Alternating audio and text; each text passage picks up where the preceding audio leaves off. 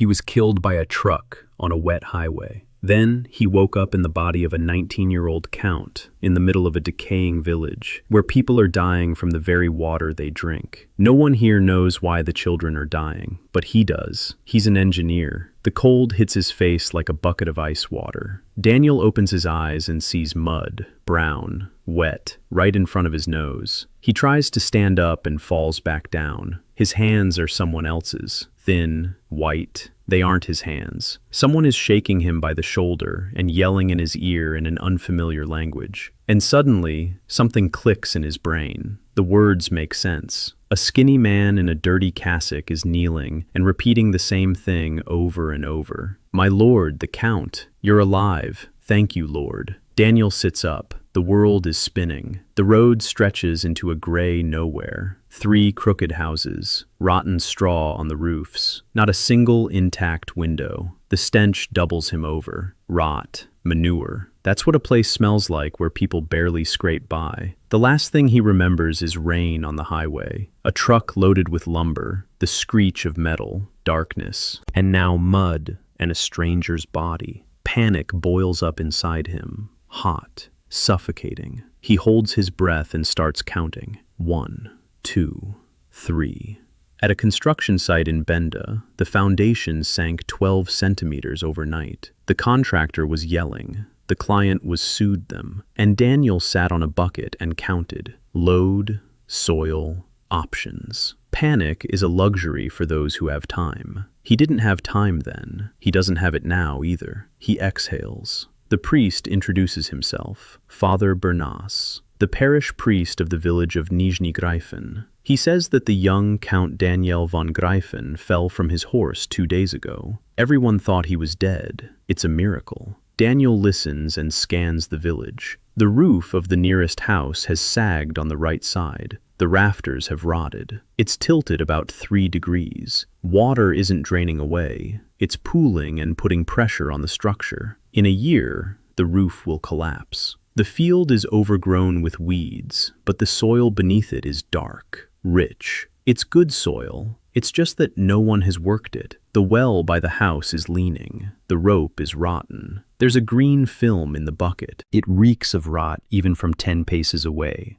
Daniel asks where the village headman is. The priest hesitates. The headman, Walter, is at home. His son is sick. The boy is 7 years old and has had a fever for 4 days. The whole village says it's a curse. Daniel nods. Lead the way. They trudge through the mud. The village headman opens the door. A large, stooped man with eyes red from lack of sleep. He sees the count and slowly drops to one knee. He can't believe his eyes. Daniel jerks him by the shoulder. I need the boy. Inside, it's dark and stuffy. It smells of sweat and sickness. The child is lying on a bench, thin. His face is red. He's breathing rapidly. Daniel touches his forehead. It's hot, very hot. His lips are dry and chapped. His stomach is swollen. He already knows what this is. He's seen it in textbooks. He's read about it in reports when he was installing the water supply in Wheeler County. Contaminated water, an intestinal infection, possibly typhoid. He asks where they get their water. The village head points out the window. That very well with the green bucket.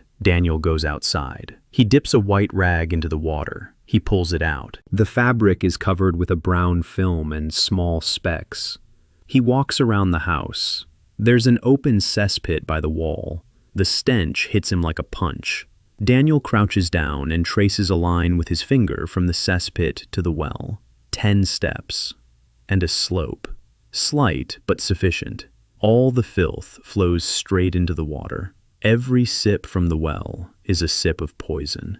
He returns. He speaks calmly. Your well is poisoned. The cesspit is higher up the slope. The boy isn't sick because of a curse. He's drinking poison. Silence. The village elder opens his mouth and closes it. His wife looks up for the first time. Daniel doesn't give them time. 3 things. First, draw water from the stream higher up right now. Boil it. Give him only boiled water. Often. Second, tomorrow, dig a new well on the hill, 100 steps away from any pit. He'll show them where. Third, change the rags every hour. Wet ones. cool ones, on his forehead and wrists. The village head nods. There's confusion in his eyes, but a willingness to act, because the voice sounds as if the man knows. Daniel steps out into the rain. The engineer's mind is already at work. Problem, cause, solution, timeline. He doesn't understand where he is, how he got here, why he's in someone else's body. But he understands the gutter. He understands why the child is dying. And for now, that's enough. The next morning, the rain lets up. Daniel gets up before dawn. Every muscle aches. His body is weak, unusually weak. He goes to the shed for tools. 2 blunt shovels, a pickaxe with a cracked handle, a coil of rope, 3 buckets. That's the entire inventory of Griffin County. Back in Portland, he had a tablet that calculated the load the soil in 30 seconds. Here, he has 2 blunt shovels and hands that tremble under a bucket of water. He exhales. So, let's start with the 2 shovels. By noon, he leads the men up the hill. He points out the spot. Higher up, further from the dwellings, on a layer of clay, the water will be cleaner. One of them asks how the gentleman knows this. Daniel replies that he's read books. For people who can't read, that's a sufficient answer. They dig. Daniel can't. His body won't let him. He stands nearby, guiding their direction. He explains why stones and sand will settle at the bottom. By evening, the pit is as tall as a man. There's no water yet. They'll continue tomorrow. At night, he sits down at the table. He asks his servant Erwin for a candle and paper. He takes a piece of charcoal instead of a pencil and sketches. His first drawing in this world. A piston pump, a cylinder, a piston, a valve, a lever. His hands remember. Not these hands, those ones. The lines come out smooth. The angles are precise. Erwin stands behind him and holds his breath for a second. He quietly asks what it is. Daniel says it's a pump. It draws water from the well with one hand without buckets. Erwin is silent for a long time. Then he remarks that the young master has changed a great deal since the fall. Daniel doesn't answer. This conversation will come up again, many times. On the 3rd day, the boy sits up in bed and asks for food. His mother screams. His father falls to his knees in the mud in front of the porch. Daniel yanks him up by the shoulders. Don't kneel there. In the neighboring village, there are wells just like this next to pits just like this. Do the same thing there, and you'll save not just 1 child, but 10. The news spreads instantly. People come from the neighboring villages, first one by one, then in crowds, to see the count who cured the boy. He didn't cure the boy, he moved the well. But for those who have spent their whole lives calling illness God's punishment, it's one and the same, a miracle. By the end of the week, there are 2 new wells in Nizhny Griffin. The pits have been moved down the slope. Daniel goes from house to house. He counts. He takes notes. Roofs, walls, stoves, fields. Every misfortune goes on the list. A 3-page list in small handwriting. But a list means order. Order means he can work. He doesn't know where he is. He doesn't know if he'll return. But he knows that the roof of the house at the very end of the street will sag in 2 months if it isn't shored up. And right now, that's more important than any questions about the universe. On the 8th day, Daniel woke up to a knocking sound. Someone was pounding on the door of the Count's house so hard that plaster was falling from the ceiling. He went downstairs. He opened it. Standing on the threshold was a stocky man with black hands. Soot had eaten so deeply into his skin that no amount of washing would help. A blacksmith. His name was Gareth, and he was angry. Gareth said that the village elder, Walter, had come to see him yesterday and shown him a piece of paper, drawn in charcoal, with some kind of cylinder and a lever, and he said the young count had ordered it to be made. Gareth said he'd been a blacksmith for 23 years and didn't understand what this junk was. Daniel looked at him. Then he invited him inside. Gareth sat down at the table. Daniel laid out the pump blueprint in front of him and began to explain, slowly, calmly, just as he'd explained to the contractors when they looked at the blueprint and saw nothing but lines. Here's the cylinder. This is the pipe. A piston moves inside it. It's like a cork in a bottle, only it moves up and down. When you pull the lever up, the piston goes down. A vacuum is created. Water rises. When you push the lever down, the piston moves up. The valve closes. Water flows out through the spout. Gareth listened. His eyes changed. The anger faded. Something else took its place. He poked the drawing with his black finger. He asked about the tolerances. He asked what the clearance was between the piston and the wall. Daniel almost laughed. Here was this man, in the middle of a poverty-stricken village, asking about tolerances. He answered, "Minimal. The tighter, the better. But it won't be perfect. That's why you need a leather gasket on the piston. It'll press against the walls and hold it in place." Gareth was silent for a moment. Then he said he didn't have a single decent tool, that his anvil was cracked, that his bellows were full of holes, that he had enough coal left for a week, and that he didn't know how to make a cylinder from what he had. Daniel nodded. He asked if he could take a look at his forge. Gareth looked at him for a long time. Then he said, "Let's go." The smithy stood on the edge of the village, small, sooty, with a hole in the roof through which smoke escaped. Daniel stepped inside and stopped. He'd seen smithies at historical reenactments. He'd seen one at the museum in Bend. But this was different. This was the working smithy of a man who had been forging in hell for 23 years. The anvil was indeed cracked. The bellows were patched. The forge was built of stones and plastered with clay. There were 5 tools: a hammer, pliers, 2 chisels of different sizes, something resembling a poker. That was it. Daniel stood there and counted. Not the tools, the possibilities. Then he turned to Gareth and said one thing. He said that if Gareth agreed to work from his blueprints, Daniel would build him a new smithy, with bellows powered by a foot pedal, with a forge that had proper draft, with a canopy to keep out the rain, with a decent set of tools. But in return, Gareth would have to do more than just what the farmers asked of him. He would have to learn. The blacksmith would have to understand every drawing Daniel made. Not just copy it, understand it. Gareth was silent for a long time. Then he asked why the Count needed this. Daniel answered simply, because one person can't do everything. Because if something happens to him tomorrow, someone else needs to be able to build the pump. Gareth looked at him as if seeing him for the first time. Then he held out his black hand. Daniel shook it. The handshake was firm. His slender fingers cracked, but he didn't pull his hand away. The deal was sealed. The next day, Daniel began designing a new smithy, or, more accurately, remodeling the old one. He couldn't build from scratch. There were no materials. There were no people. But he could improve what was already there. First, the bellows. Traditional blacksmith's bellows were hand-operated. The blacksmith or apprentice would pump them with one hand while forging with the other. It was inefficient. Daniel sketched out a simple pedal system, a wooden pedal, a hinge, and a rod connected to the bellows. You press down with your foot. The bellows swing. Both hands are free. Gareth looked at the drawing. He scratched the back of his head. He said it was so simple that he didn't understand why no one had thought of it before. Daniel said nothing. He knew why. Because no one saw the world as a system. Everyone saw separate parts. The hammer, the bellows, the arm, the leg. But they didn't see the connections between them. Second, the horn's draft. Daniel measured the chimney. It was too wide and too short. The hot air wasn't drawing properly. Half the heat was escaping into the room.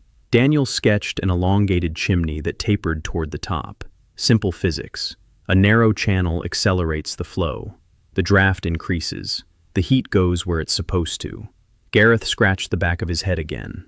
Third, the anvil. There was nowhere to get a new one, but the crack could be reinforced. Daniel suggested an iron hoop, like the kind on a barrel. Heat it up, slip it on. As it cools, the hoop will contract and close the crack. Not perfect, but it would last a year. While Gareth was rebuilding the smithy, Daniel set to work on the houses. Every day he walked around the village. He counted. He took notes. He sketched. He drew up a repair plan for each house. He started with the roofs. The roofs were the main problem. Not a single one had the proper slope. The straw was rotting. Water pooled. The rafters were turning to dust. Daniel gathered the men and showed them something simple. He took 2 planks. He placed one at a slight angle. He poured water on it. The water ran off slowly and left puddles. He placed the second plank at a steeper angle. He poured water on it. The water drained instantly. The board remained almost dry. The men watched. One said it was obvious. Daniel nodded. "Now," he said, "look at your own roofs." Everyone looked up. Silence. They understood. In 3 days, they rebuilt the rafters on 2 houses. They raised the angle from 4 degrees to 12. Daniel stood below and gave orders. He didn't shout. He spoke in an even voice. "To the left. Higher. No, this pole is longer. Yes, like that. Now, secure it." He couldn't climb onto the roof himself. His body wouldn't let him. After 10 minutes on the ladder, his vision would start to blur. But his voice worked. His blueprints worked. And the men who had been putting up roofs haphazardly for 20 years were doing it according to a plan for the first time. The result was immediately apparent. After the very first rain, the 2 houses stayed dry for the first time in years. The wife of one of the homeowners stood in the middle of her dry room and touched the wall. A dry wall. Then she sat down on the floor and covered her face with her hands. Daniel slipped out quietly. He'd seen this before, in Wheeler County, when they handed over the first house to a family that had been living in a trailer with a leaky roof for 3 years. The woman of the house had sat down on the floor then, too, and she'd covered her face, too. Some things are the same in any world. Along with the roofs, he set to work on the stoves. The stoves in the village had been cobbled together haphazardly. Stones, clay, a hole in the ceiling instead of a chimney. Half the heat escaped upward, the other half seeped into the walls. Smoke lingered in the house constantly. People coughed all winter. The children were sick. Daniel couldn't build a Franklin stove. That would have required cast iron, which wasn't available. But he could improve what he had. He drew a diagram of a simple stone stove with an internal partition. The smoke doesn't go straight up, but takes a turn. It lingers. It transfers heat to the stone. The stone then slowly releases that heat into the room. Simple. Effective. You could feel the difference on the very first evening. They built it together with the guys. Daniel showed them how. They did the work. They built the first stove in 2 days. The owner lit the fire that evening. An hour later, the house was so warm that he took off his shirt, for the first time in his life, at home, in the fall. By the end of the second week, Daniel was exhausted to the point of collapse. His body ached every day. His legs would give out by evening. He'd fall asleep at the table, right over his blueprints. Erwin would find him in the morning with his face buried in the papers. He'd wake him up. He'd set a bowl of porridge in front of him, silently. One evening, Erwin sat down across from him. He was silent for a long time. Then he said quietly, "I knew your father. I've known you since you were born. You're not the kind of person who would fall off a horse." Daniel raised his head. He looked at the old man. Erwin looked back at him, without fear, without judgment, just with a question. The third week began with visitors. 4 people came from the village of Upper Gryphon, an old man and 2 women, a teenager. They had walked 8 kilometers along the muddy road. The old man said that children in their village were sick too, that he'd heard the young count knew how to treat them. Daniel listened, standing on the porch. Just 2 weeks ago, he had been a dead engineer from Portland, and now people were walking 8 kilometers through the mud because they thought he performed miracles. He didn't perform miracles. He repositioned wells and raised the roof pitch by 8 degrees. But to this world, the difference between a miracle and common sense was negligible. He told the old man he'd come tomorrow. The old man shook his head. He said there was no way to get there. There were 2 horses in the county, and both were lame. Daniel closed his eyes. He did the math. 8 kilometers. His body could handle 4, maybe. He looked at Erwin.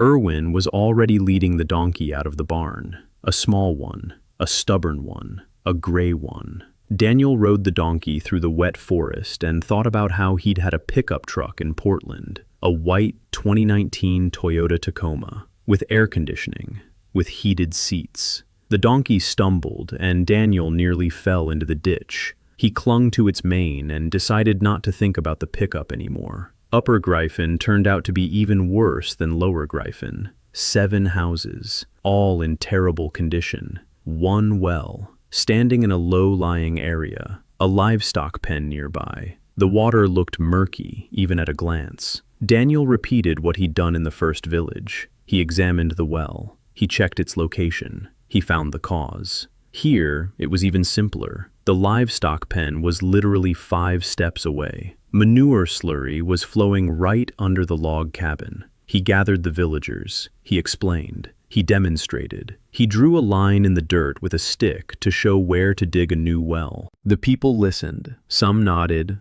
Others looked on skeptically. One woman said that their grandfathers had drunk from this well and were fine. Daniel replied that their grandfathers had buried every 3rd child under the age of 5, and had also said that was just the way it was. The woman fell silent. He stayed in Verkhney Gryphon for 2 days. He slept on a bench in the old man's house. The bench was hard and short. His back ached so much in the morning that he couldn't straighten up for 10 minutes. But within 2 days, a new well had been dug. Daniel showed them how to line the bottom with stones, and how to build a clay barrier around the well to keep surface water from getting inside. Things he remembered from his water supply course. Basic, primitive, but here, no one knew even that. On the way back, he stopped the donkey halfway. He dismounted. He looked at the road. Mud up to his ankles, ruts as deep as a palm. A cart wouldn't make it on a road like this. A rider would drown his horse.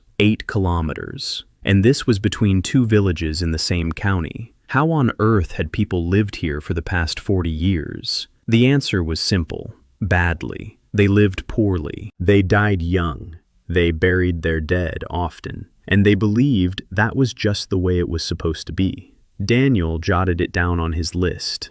Road, drainage, gravel, a bridge over the stream at the 3rd kilometer. The list grew. Resources weren't growing. When he returned to Lower Gryphon, Mirin met him. He'd seen her before, just a glimpse. A tall woman with red hair that she tied into a bun at the nape of her neck. Her hands were weather-beaten and red, with a green tinge from herbs under her fingernails. She stood at the door of the county house and waited. She said she needed to talk. Daniel invited her inside. Mirin sat down at the table. She placed her hands in front of her. She looked straight at Daniel. No curtsies. No, my lord count. She asked how he knew about the water. Daniel replied that he had read books. Mirin said that she, too, had read books. 4. All that were in the county, and not a single one said that dirty water kills children. Daniel was silent for a moment. Then he asked what she wanted. Mirin said that she was a herbalist, that she had delivered babies for every woman in the 3 villages, that over the past 12 years she had buried 41 babies. 41. She remembered every name. She said that if the count knew anything else, anything at all, even something that could save just 1 child, she was ready to listen. Daniel looked at her hands, at the greenish, at the red cracks on her knuckles. For 12 years, these hands had welcomed children and buried them. And this woman hadn't broken. She had come and asked what to do next. He stood up. He went into the room. He came back with a bar of soap. He placed it on the table in front of her. Mirin looked at the soap, then at him. Daniel said one word, hands. Mirin didn't understand. Daniel explained, slowly, choosing his words carefully. When she delivers a baby, her hands touch the child and the mother. There are things on the hands that the eye cannot see, very small, invisible. They cause a fever, childbed fever. If you wash your hands with soap before every delivery, with hot water, for a long time, thoroughly, even under the fingernails, then there will be fewer of these invisible things, and mothers will stop running a fever after giving birth. Mirin listened. Her expression changed. He could see her counting in her head. 41 babies. How many of them had died of fever? How many mothers she had lost? She asked what these invisible things were. Daniel said that the scientists in his books call them germs, that they live everywhere, in water, on hands, on instruments, that boiling kills them, that soap washes them away, that sterility is when an instrument is clean and the invisible enemies are dead. Mirren stood up. She took the soap.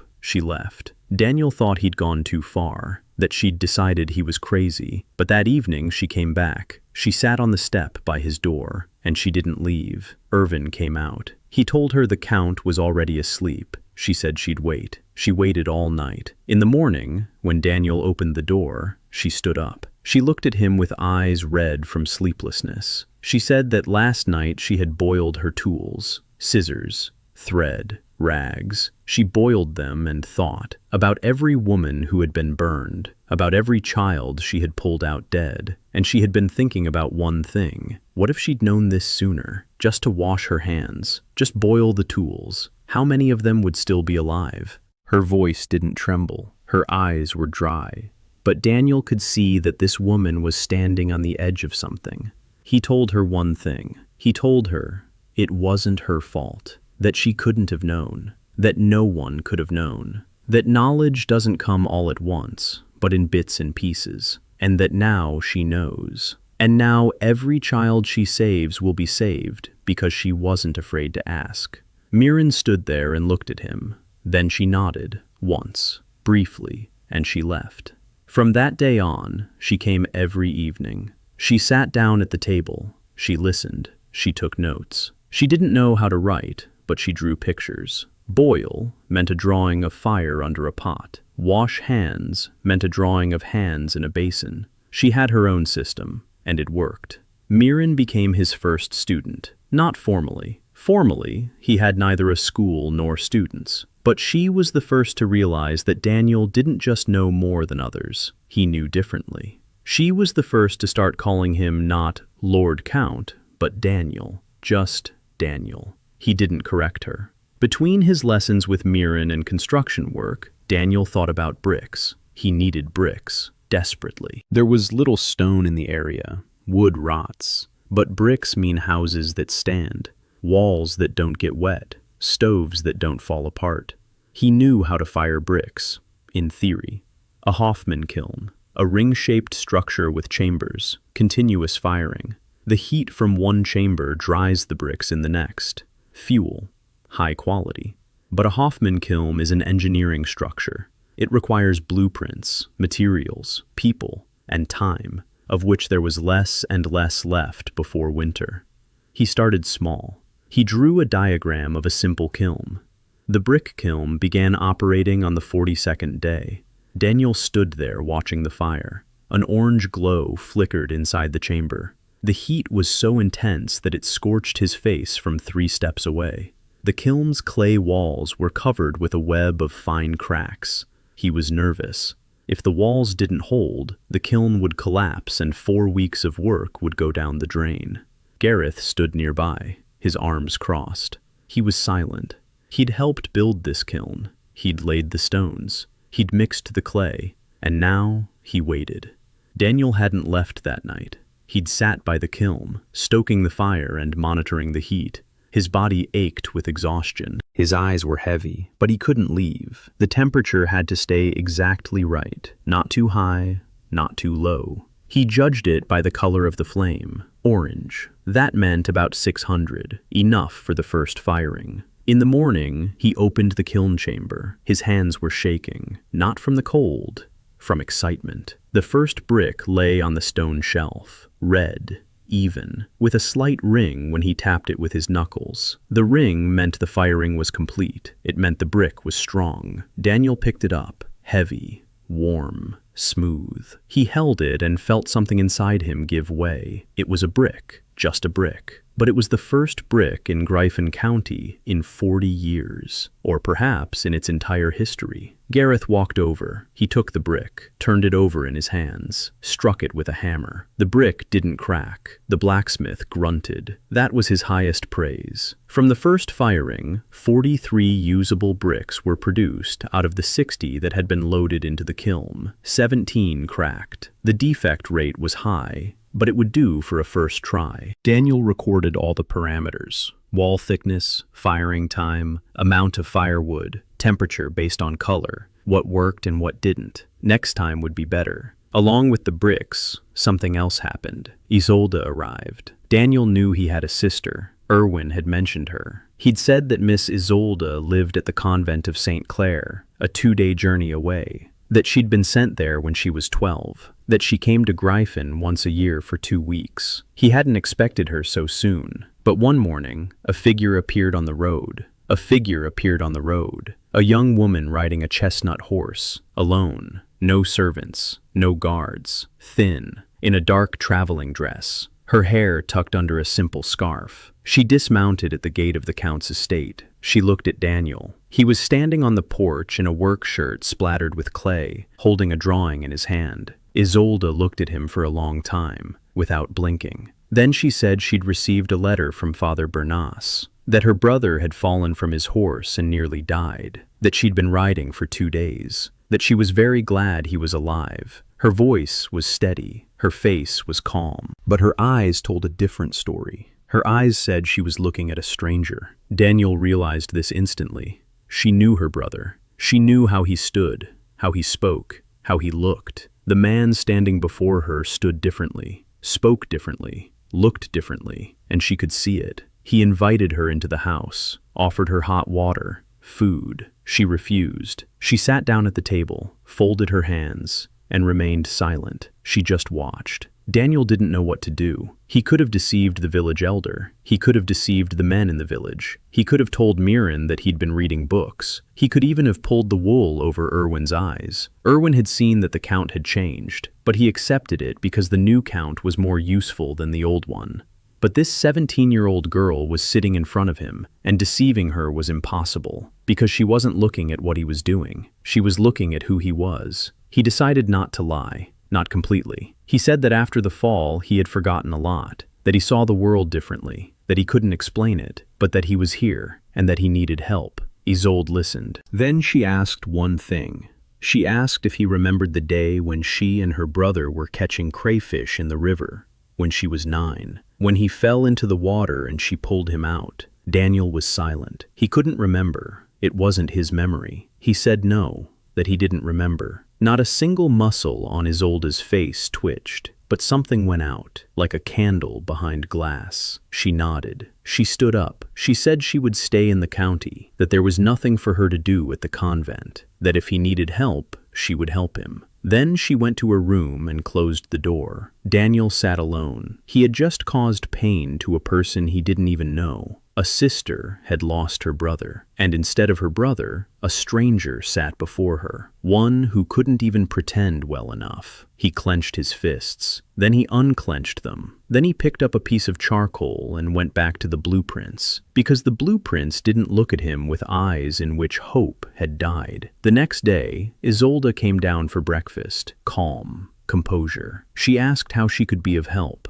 Daniel handed her a notebook. He asked her to tally the supplies: grain, firewood, hay, tools, everything in the county. He said he'd been told she could count faster than any clerk. Isolde looked at him. For a second, something resembling surprise flashed in her eyes. The old Daniel had never asked her to count. The old Daniel didn't even notice that she could count. She took the notebook and left. She returned 4 hours later, with a complete inventory. Grain, 320 measures, enough for 3 villages until midwinter. If winter comes early, it won't be enough. Firewood, minimal supply, more needs to be chopped. Tools, 2 axes, 6 shovels now, 3 carts, 1 in working order. Livestock, 14 cows, 8 goats, 2 donkeys, 2 horses, both lame. Daniel looked at the numbers. The numbers were bad, very bad. The county was surviving, not thriving, surviving, on the brink. Isolde stood nearby, waiting. He told her she needed to keep track of everything every day, incoming and outgoing, every grain, every log. Without that, they wouldn't make it to spring. She nodded. From that day on, Isolde became his right-hand woman on the farm. She counted, she recorded, she checked. She had a sharp mind and a cold, clear-eyed view of things.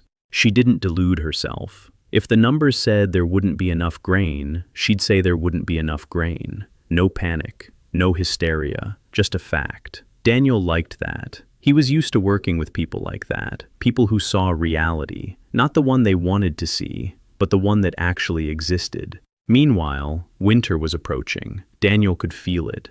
The wind had grown colder. The nights were longer. In the morning, the grass was white with frost. He'd had 2 months when he started. Now he had only 1 left. He picked up the pace. The second firing yielded 60 bricks out of 70. The defect rate had dropped. The third firing was even better. The bricks were piling up, in rows, in stacks, red and even, like soldiers at attention. He began laying the first wall, that very one, at the village headman's house. The south wall leaked every time it rained. Mold crept across it in black patches. The headman's child, the very boy he had saved on his first day, was coughing because of that mold. Daniel tore down the old wall and built a new one, laying the bricks with clay mortar, row by row, even, level, following the string line. The men helped. They watched. They learned. One of them, Hamish, a guy in his 20s, turned out to be surprisingly skilled. His hands were precise. His eye was steady. His brickwork came out smoother than the others. Daniel noticed. He told him he'd be laying the second wall on his own. Hamish got scared. He said he couldn't do it. Daniel gave him the blueprint. "Look," he said, "here's a side view of the wall. Here's each row. Here's the lacing. Each brick is offset by half a brick from the one below it. That's why you need the string. You pull it tight and align the bricks along it. It's simple." Hamish looked at the blueprint, then at Daniel, then at the wall. Then he began to lay the bricks, slowly, carefully, checking each brick. By evening, the wall was standing, straight, sturdy. Hamish stood in front of it and couldn't take his eyes off it. He had built the wall, his first wall, according to the blueprint, and there it stood. At that moment, Daniel realized something important. He could have built everything himself, drawn the plans, given orders, checked the work, and it would have worked for a while. But he was alone. His body was weak. The days were short. The county was vast. If he were the only one who knew how to build a wall, how to lay bricks, how to build a furnace, then, on the day he fell ill, or left, or died, everything would come to a halt. He didn't need just working hands. He needed minds that understood. Hamish became his second apprentice, after Mirren, not in medicine, in construction. Daniel taught him to read blueprints, to count the bricks for a wall, to mix mortar in the right proportions. Hamish learned eagerly, like a hungry man eating bread. Within a week, he could read a simple blueprint without help. Another week later, he began asking questions Daniel hadn't expected. Why is the overlap exactly half? What if it's a third? What if the wall is thicker? What if there are 2 rows side by side? Daniel answered. He explained. He drew diagrams. And with each passing day, he felt how Gryphon was becoming a little stronger, not just in its walls, but in its people as well. In the evenings, Isolde would bring him figures. They would sit at the table, calculating and debating. She pointed out that they wouldn't have enough firewood if the winter were long. He suggested harvesting peat from the marsh beyond the forest. She calculated how many people would be needed and how many days. He would recalculate. They would find a solution. On those evenings, Daniel would sometimes catch her gaze. Quick, sharp. She was still watching. She was still comparing. The man in front of her and the brother she remembered. But she was working, and that was more important than any suspicions. Winter arrived on the night of the first day of the 10th month, according to the local calendar. Daniel woke up and saw white outside the window. Winter struck on the 3rd night, not gently. The blizzard raged for 2 days. The snow piled up knee-deep on the roads. The wind tore at the doors and blew through the cracks. Daniel lay in his room under 2 blankets, listening to the wind howling outside the wall. The new stove was burning. The room was warm. But he thought of those houses where the stoves were still old, where the walls were full of holes, where the wind roamed the floor like a master.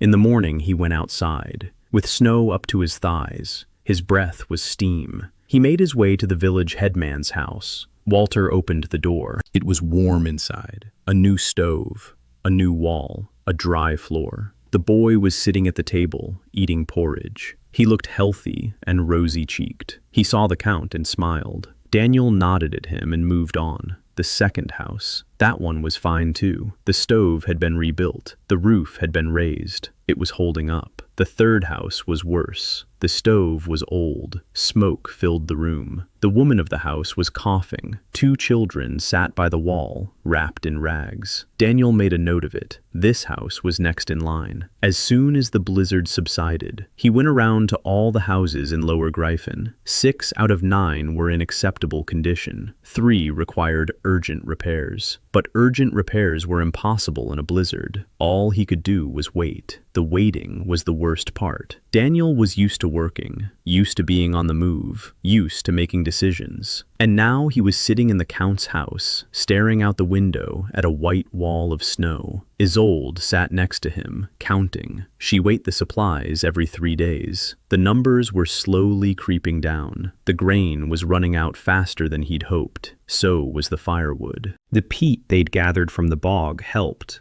but there wasn't enough of it. They needed more. They needed more of everything. On the 5th day of the blizzard, Gareth arrived at the Count's house. He stood in the doorway, covered in snow. He said he had the first pump ready. Daniel got dressed and went with him to the smithy. The smithy looked different now. The new bellows were foot-powered. The chimney had been extended. The draft was steady. The heat was intense. The contraption lay on the workbench, an iron cylinder. Inside was a piston with a leather gasket, a lever, a valve. Rough, uneven, but recognizable. It was his blueprint, now cast in metal. Daniel picked up the pump. It was heavy. He pulled the lever. The piston moved down. He pushed the lever. The piston moved up. The valve opened. It closed. The movement was stiff. It creaked, but it worked. He looked at Gareth. The blacksmith stood there waiting. His face was inscrutable, but his hands were nervously rubbing against each other. He was waiting for an assessment. Daniel said it was good work, that the valve needed some tweaking to make it tighter, that the gasket would settle after the first 100 strokes and would need to be replaced, that the cylinder could be made smoother if a mandrel were used, but that it worked. Gareth didn't smile, but his shoulders straightened, just a little. That was enough. They installed the pump in the new well that same day. The frost bit at their fingers. The iron burned their hands. But by evening, the pump was up and running. Daniel called over the village headman's wife. He asked her to give it a try. She walked over. She looked at the strange iron contraption on the well. She pulled the lever. She pulled it again. Water flowed from the spout, clean, clear, in a steady stream, with one hand. The woman stood there, staring at the water, then at her hands, then back at the water. For 20 years, she'd hauled buckets up the pulley, every day, twice a day, heavy buckets, along a slippery path, on ice in the winter. Sometimes she fell. Sometimes she spilled water. Her back ached constantly. And now she stood with one hand on the lever, and the water flowed on its own. She didn't say anything. She just stood there, pumping the lever, back and forth. Back and forth. The water poured out. The bucket filled up. It overflowed. It ran across the snow. She didn't notice. Daniel touched her shoulder. She flinched. She looked at him. Her eyes were wet. She said thank you, quietly, barely audible. Daniel nodded and left. Behind his back, she continued to pump the lever. News of the pump spread instantly. That very evening, people from Upper Gryphon arrived at the Count's house. 3 men had fought their way through the snowdrifts for 8 kilometers. They asked when they would have one just like it. Daniel said that Gareth needed time. 1 pump meant 2 weeks of work. They said they would wait. But in their eyes, Daniel saw something he hadn't seen before.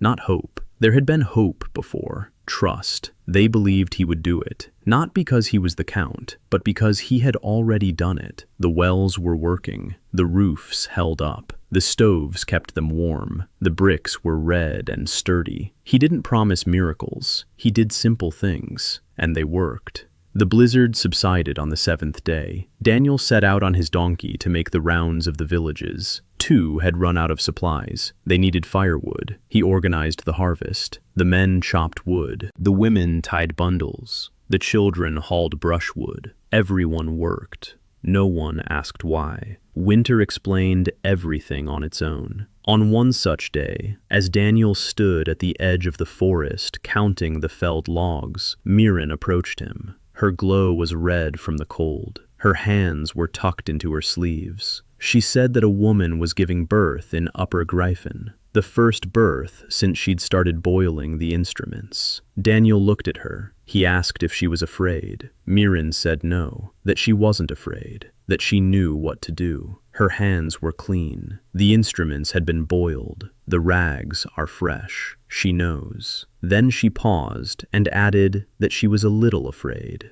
Just a little. Daniel said that was normal, that it's better to be afraid and know what to do than not to be afraid and not know. Mirin nodded. She left. She returned 2 days later. She arrived at the Count's house. Daniel opened the door. She stood on the threshold, tired, exhausted, but her eyes were burning. She said one word, alive. Mother and child, both alive, no fever. She said she'd washed her hands 4 times, that she'd boiled the scissors, that the rags were clean, and that the mother wasn't burning. On the second day, she wasn't burning up. On the third day, she wasn't burning up. For the first time in her 12 years of practice, a woman in labor hadn't developed a fever after giving birth. Mirin stood there and said this in an even voice, as if she were reporting a fact, but her hands were trembling. Daniel didn't say anything. He just opened the door wider and let her in.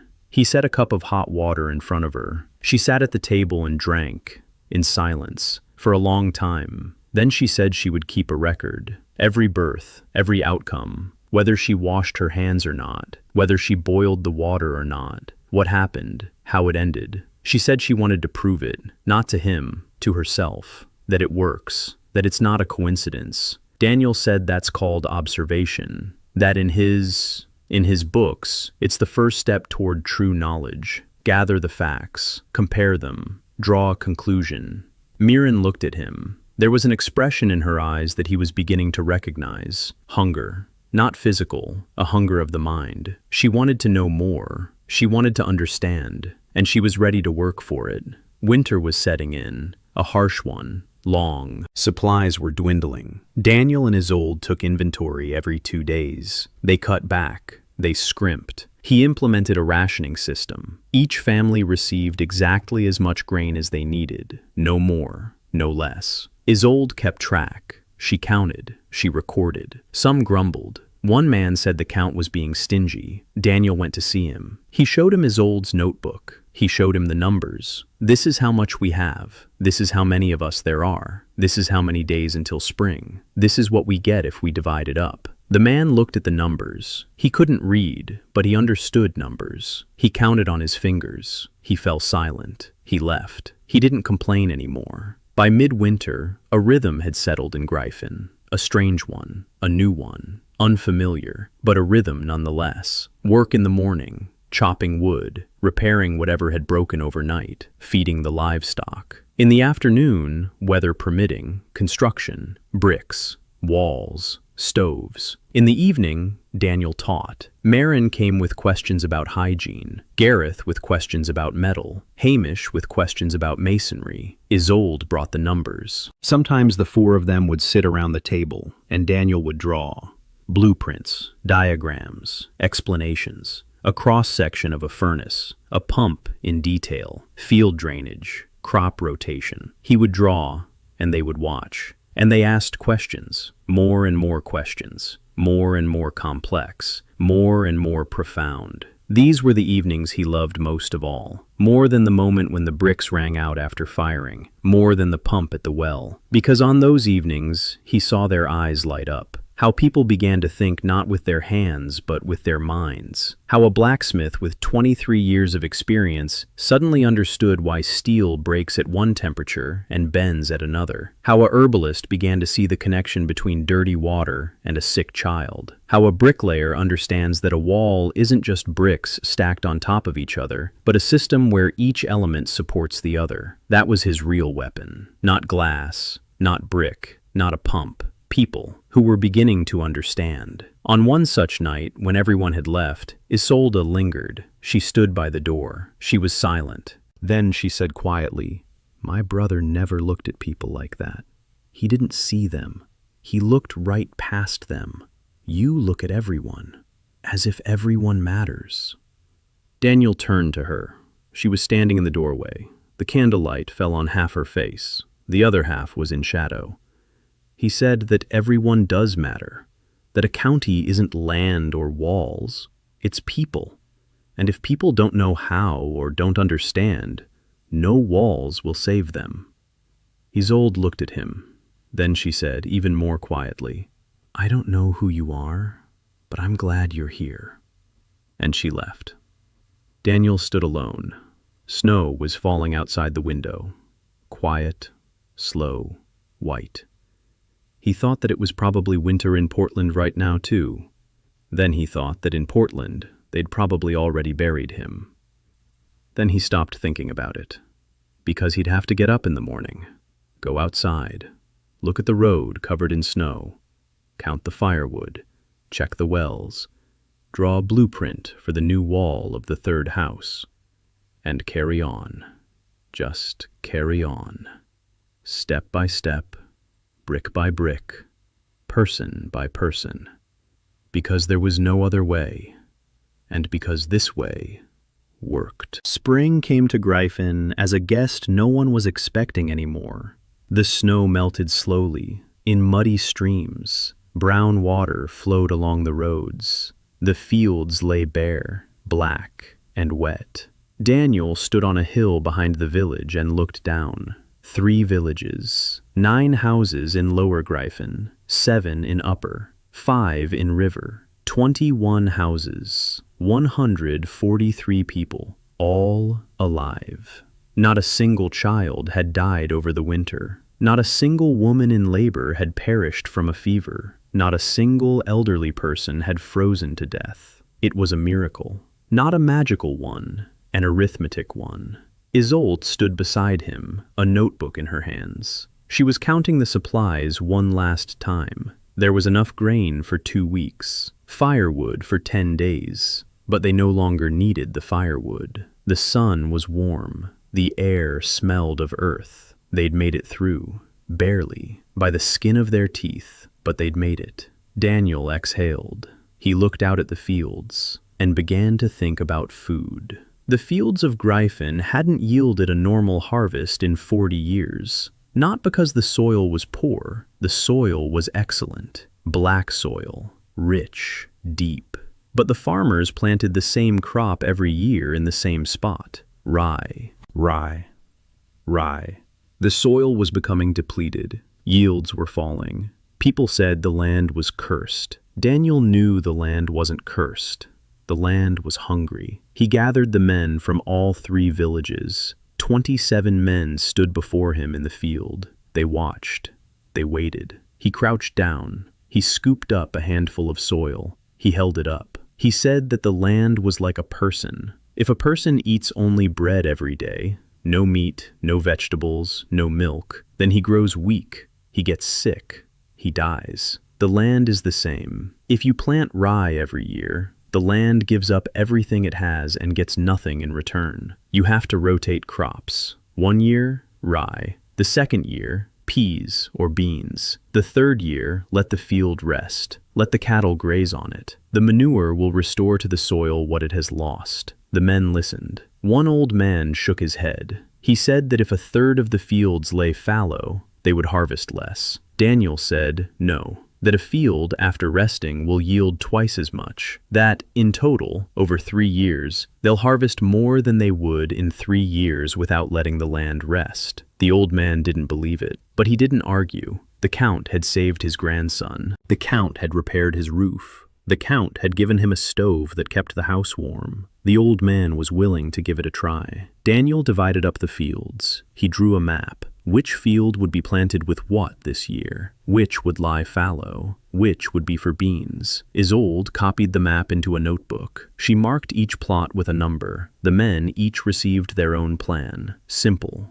clear. A piece of paper with a picture. Rye here, Peas here, nothing here. They left. Daniel stayed in the field. He looked at the furrows. He thought about drainage. Half the fields were waterlogged. Water pooled in the low-lying areas. The roots were rotting. The crop was dying not because of poor soil, but because the water wouldn't drain away. He needed drainage. Ditches, a system of ditches. He began sketching directly on the ground with a stick. The main ditch runs along the slope. Side ditches branch off from it every 20 steps. The side ditches lead to the stream. Water flows from the soil into the ditches, from the ditches into the stream. The field dries out. The roots breathe. Simple. So simple that he couldn't understand why no one had thought of it before. Then he realized. People here didn't think in terms of systems. They saw a puddle, they walked around it. They saw a wet field, they complained.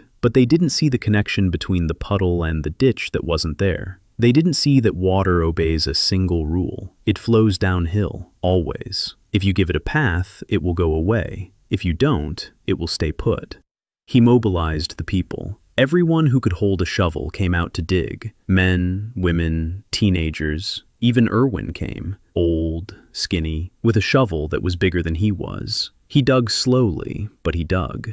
Daniel stood and gave orders. Deeper here, wider there, slope that way. No, not like that. The water has to flow that way. Look where the slope goes. Within a week, the first field was drained. The men stood at the edge and watched. Yesterday, the mud had been squelching here. Today, the soil was soft but dry, black, ready for planting. One of them bent down, scooped up a handful, crumpled it between his fingers, looked at Daniel. He didn't say anything, but his face said it all. Between the drainage work and the planting, Daniel thought about glass. He'd been thinking about it for a long time, since the first week. Glass was the key, not because it's beautiful, because glass means windows. Windows means light. Light means health. Children in homes without windows got sick 3 times as often. He'd seen this in WHO reports when he worked on a project in Guatemala. Not in person, at university, in a course on housing in developing countries. Professor Kaminsky showed the graphs. Children in homes with windows get sick less often. Rickets is less common. Infections are less common. Depression among mothers is less common. Glass. It all starts with glass. But glass isn't like brick. You can mold bricks from clay and fire them. Glass requires something else. You need sand. You need soda ash. You need a temperature that a clay kiln can't provide. You need a more serious furnace.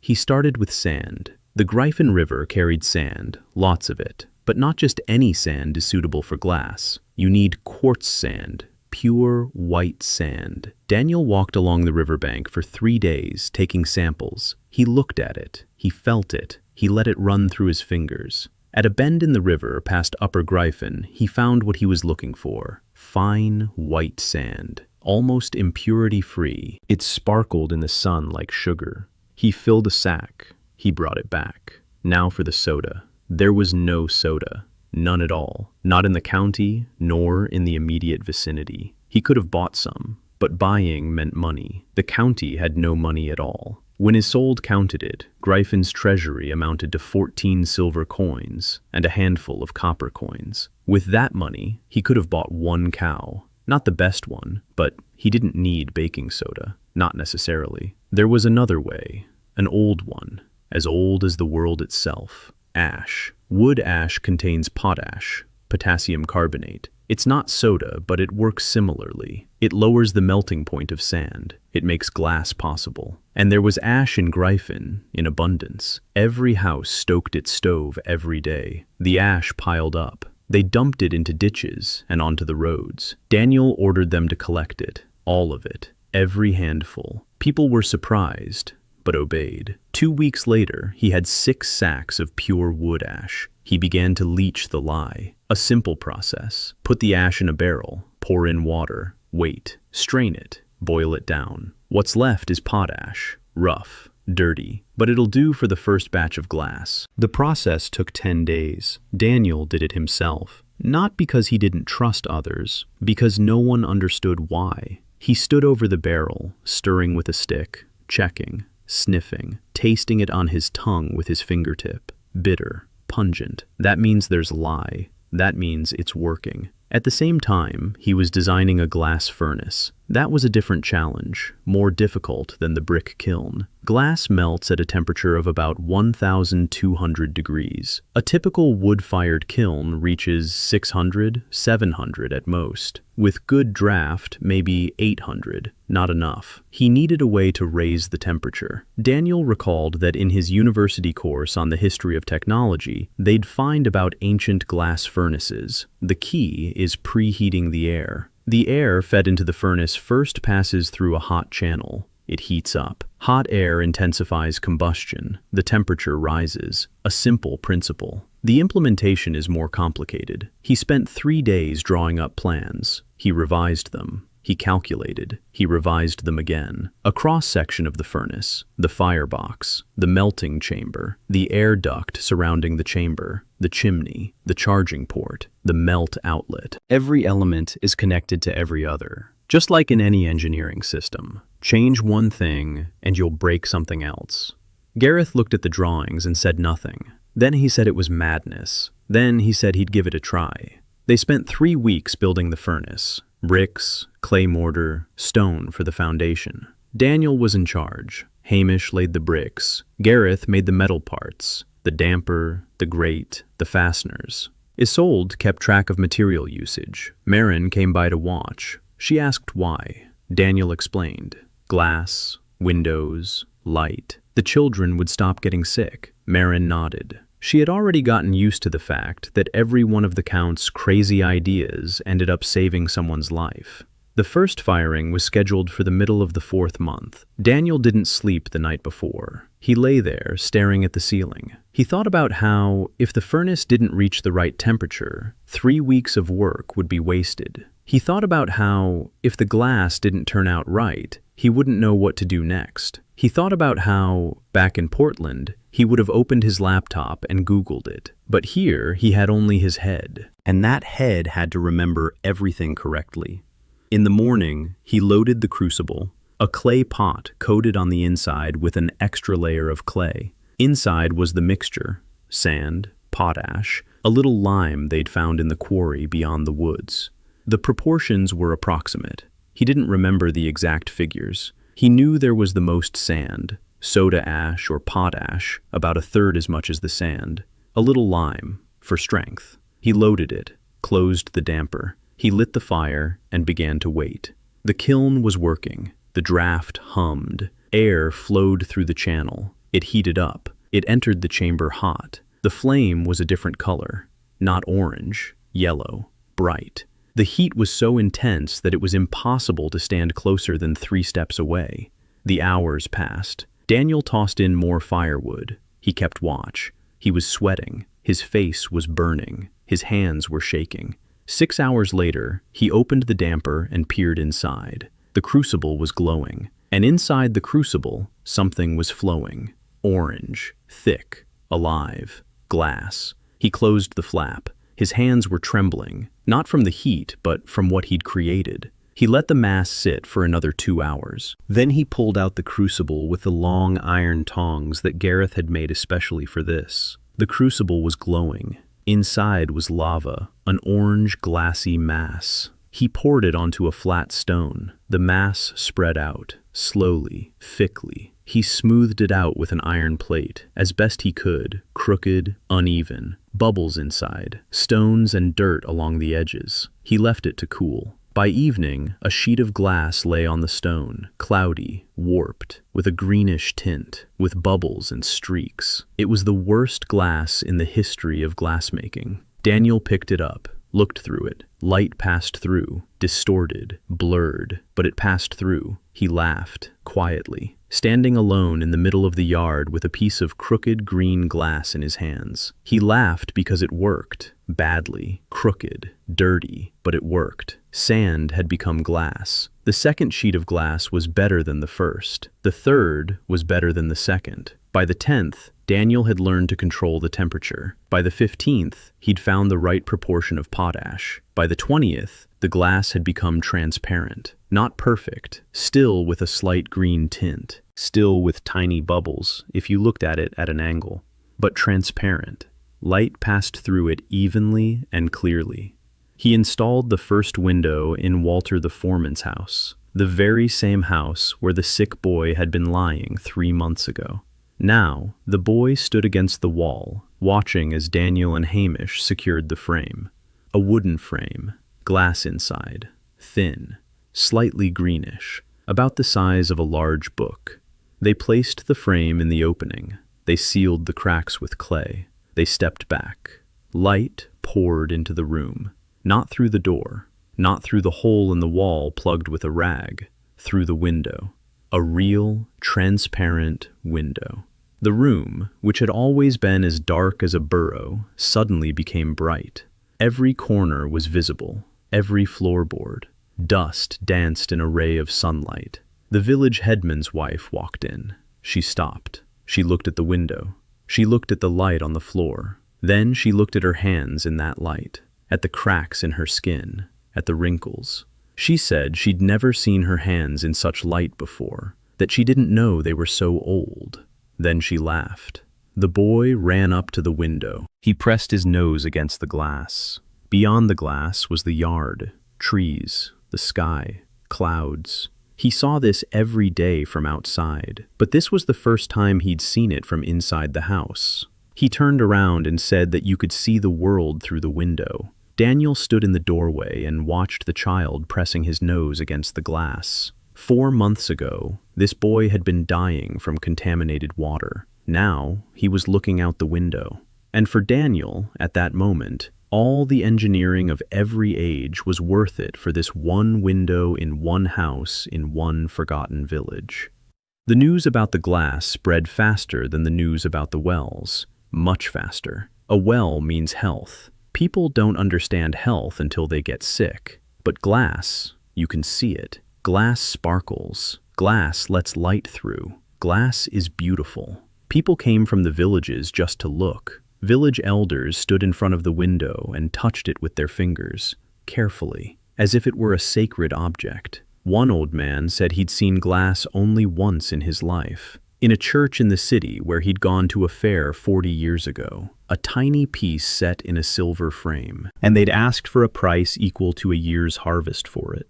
And here, glass stands in a peasant's house. It's just there, as if that's just the way it should be. A week later, a neighbor came to visit Daniel, Baron Falk of the barony of Estmore, half a day's journey to the east, short, stocky, with the red face of a drinker. His mustache hung like 2 wet tails. He arrived with 3 horsemen.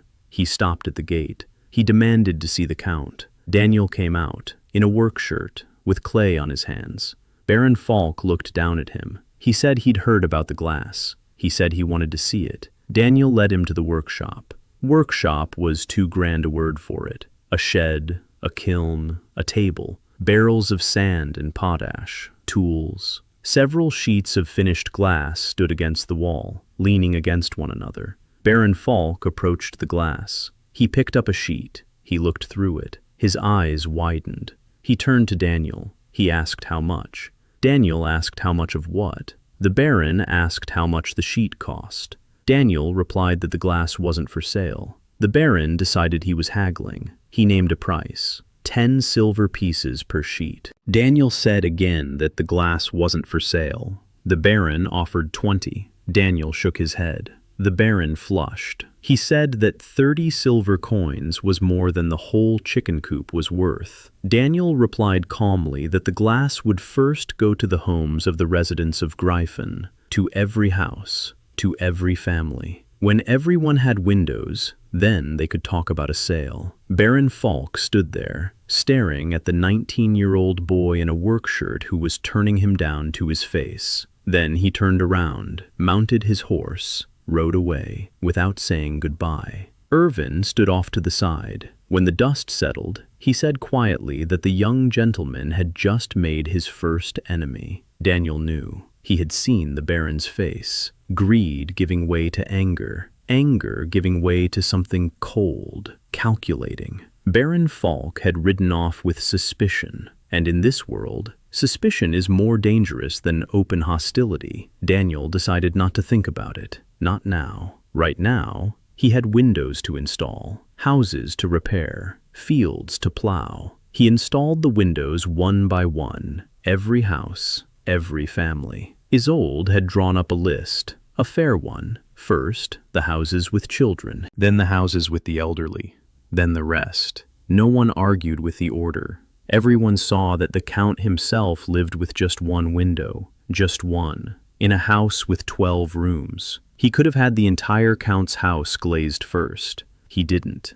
It was noticed, quietly, without words, but it was noticed. Between the windows and the fields, Daniel thought about the road. The road between Lower and Upper Gryphon was a disgrace. Mud, ruts, potholes. 8 kilometers that turned into 16 when it rained because half the way had to be detoured through the forest. And a road means trade. A road is a connection between villages. A road is the chance to bring a sick person to Miran before they die. He started with something simple, gravel.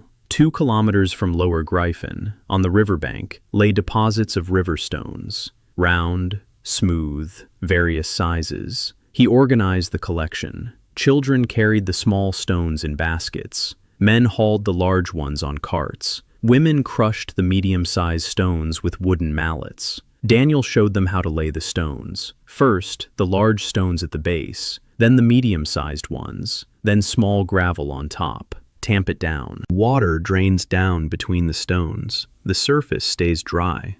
Simple, just like everything else he did. The first kilometer of the road was ready in 10 days. Smooth, solid, no puddles. Daniel walked along it and felt stone beneath his feet instead of mud. A small thing, but it's these small things that make the difference between life and mere survival. In the evenings he taught. Marin, Garita, Hamish, Isolde. The circle grew. Now others were coming too. The blacksmith's wife. A teenager from Upper Gryphon who wanted to learn to count. An old man who had spent his whole life making barrels and now wanted to understand why some barrels leaked and others didn't. Daniel taught them all, patiently, one at a time. He drew, he explained, he demonstrated. Sometimes he caught himself thinking that it was like a school. No, it wasn't like one. It was a school. Without a building, without desks, without a blackboard, just a table, a candle, a sheet of paper, and people who wanted to learn. Toward the end of the 5th month, something happened in the county that Daniel feared more than illness and more than winter. Miran came to him. Her face was ashen. She sat down across from him. She was silent for a long time. Then she said there were rumors circulating in the village of River Gryphon. People were saying that the Count had been replaced, that the real Daniel von Gryphon had died when he fell from his horse, that a spirit or a demon had taken possession of his body, that an evil force was guiding his hand as he drew his incomprehensible drawings, that the glass is witchcraft, that the wells work because the spirit made a deal with the water spirit. Daniel listened, calmly. He'd been expecting this. He'd been waiting since day one. He was only surprised it had taken so long. Miran said that one woman was leading the conversations. Old Bet, a widow, wicked. But people listen to her because she's the village elder, and because people fear what they don't understand. Daniel asked what exactly Bet was afraid of. Miran said that Bet was afraid of change, that anything new to her came from the devil, that she had lived 70 years without glass or pumps and believed everyone else should too. Daniel thought for a moment. Then he stood up. He said he would go to River Gryphon tomorrow. Miran asked why. Daniel said he would talk to Bet. Miran shook her head. She said, "You don't talk to Bet. Bet talks to you, and you listen." Daniel left the next day, on a donkey. The first kilometer on the new road, and the remaining 7 on the old muddy path. In River Gryphon, he was met by silence. People were looking out of windows, out of doorways, but they didn't come out. Daniel found Bet's house, small, dark, the one furthest away in the village. He knocked. An old woman opened the door, small, thin, eyes like 2 stones, black and cold. She looked at Daniel and didn't bow, didn't say a word, just stood there. Daniel asked if he could come in. She stepped back. It was cramped inside and smelled of smoke. The stove was old. The smoke stung his eyes. There was almost no light. A rag hung in the window. Daniel sat down on a bench. He looked around. Then he looked at Bet. She was standing against the wall, her arms crossed, waiting. He didn't ask why she was talking about demons. He didn't ask what she was afraid of. Instead, he asked how long her back had been hurting. Bet flinched. The first crack in her stony facade. She said it was none of his business. He nodded. He said he could see how she was standing, leaning to the right, and that she held onto the wall when she thought no one was looking. That it's hard for her to bend over. That she probably can't chop wood on her own. Bet remained silent. He said he had a remedy, not real medicine, but warm stones, heated in the stove, wrapped in cloth. If she applied them to her back every evening for half an hour, it would feel better. That there's also an ointment that Miran makes from wormwood and fat. If she rubs it in the morning, her muscles will relax. That the bench she sleeps on needs to be raised. It's too low. Her back gets cold. The air is cold down there. If she puts the bench on 2 rows of bricks, it'll be warmer and her back will stop aching in the mornings. Bet stood there listening. Her stony face remained unchanged, but her eyes did. Then she sat down, slowly, heavily, and for the first time during the conversation, she looked at him not as an enemy. Daniel stood up. He said he'd send Hamish to place the bench on the bricks, that he'd ask Miran to bring some ointment, that she could warm the stones herself, and that if she needed firewood, she should just say so. The boys from the village would chop some up. He turned toward the door. He paused on the threshold. He said he wasn't a demon, that he wasn't a spirit, that he was just a man who knew how wells and roofs worked, and that his knowledge didn't come from the devil, but from people who lived before him and wrote down what they'd learned. Bet didn't say anything. He left. A week later, Hamish said that old Bet had stopped talking about demons, not because she believed him, because she was sleeping better, and because the boys chop wood for her every other day, and because Miran's ointment works. It's hard to call a man who heals your back a demon. By the 6th month, Gryphon County looked different. Not like a different country, no, like the same village, but after someone had put it in order. The roads between Lower and Upper Gryphon were paved with gravel. The fields were drained. The wells were clean. Every house had a window. A small one, just one, but a real one, made of glass. The stoves had been rebuilt. The roofs had been raised. 2 pumps were running. Gareth was finishing up the 3rd. At that moment, Daniel did something no count in the history of Gryphon had ever done. He opened a school, not for the nobility, not for monks, for children, for peasant children. There was no building. The Count's house became the school, a large room on the 1st floor. Daniel cleared everything out of it. He set up 2 long benches, a table. He hung a blackboard on the wall. The blackboard was simply a smooth, dark alder board, sanded to a shine. He found chalk in a limestone quarry, white, soft. It crumbled, but it wrote. 12 children came on the first day, 7 from Lower Gryphon, 3 from Upper Gryphon, 2 from River. The youngest was 5, the oldest was 13. Not a single one knew how to read. Not a single one could count past 10. Not a single one had ever seen letters in their life. They sat on the benches and looked at Daniel as if he were crazy. He stood before them with a piece of chalk in his hand, not knowing where to begin. He wasn't a teacher, never had been. He was an engineer. He knew how to draw technical diagrams, to count, to build. But explaining to a 6-year-old what a letter is, that's something else. Something completely different. He started with names. He wrote the first child's name on the board, Thomas, 5 letters. He pointed to it. That's you. These marks, that's your name. The boy looked at the board, then at Daniel, then back at the board. Then his face changed. He saw himself in the letters. For the first time in his life, his name existed not just in the air when his mother called him home. It was on the board, visible, permanent, real. Daniel wrote the names of all 12. The children traced their names on the board with their fingers. They touched the letters. They laughed. They jostled each other. They argued over whose name was longer. That was the first lesson. It lasted an hour and a half. Afterward, Daniel sat down on the porch and realized he was more tired than after a full day on a construction site. A week later, the adults came.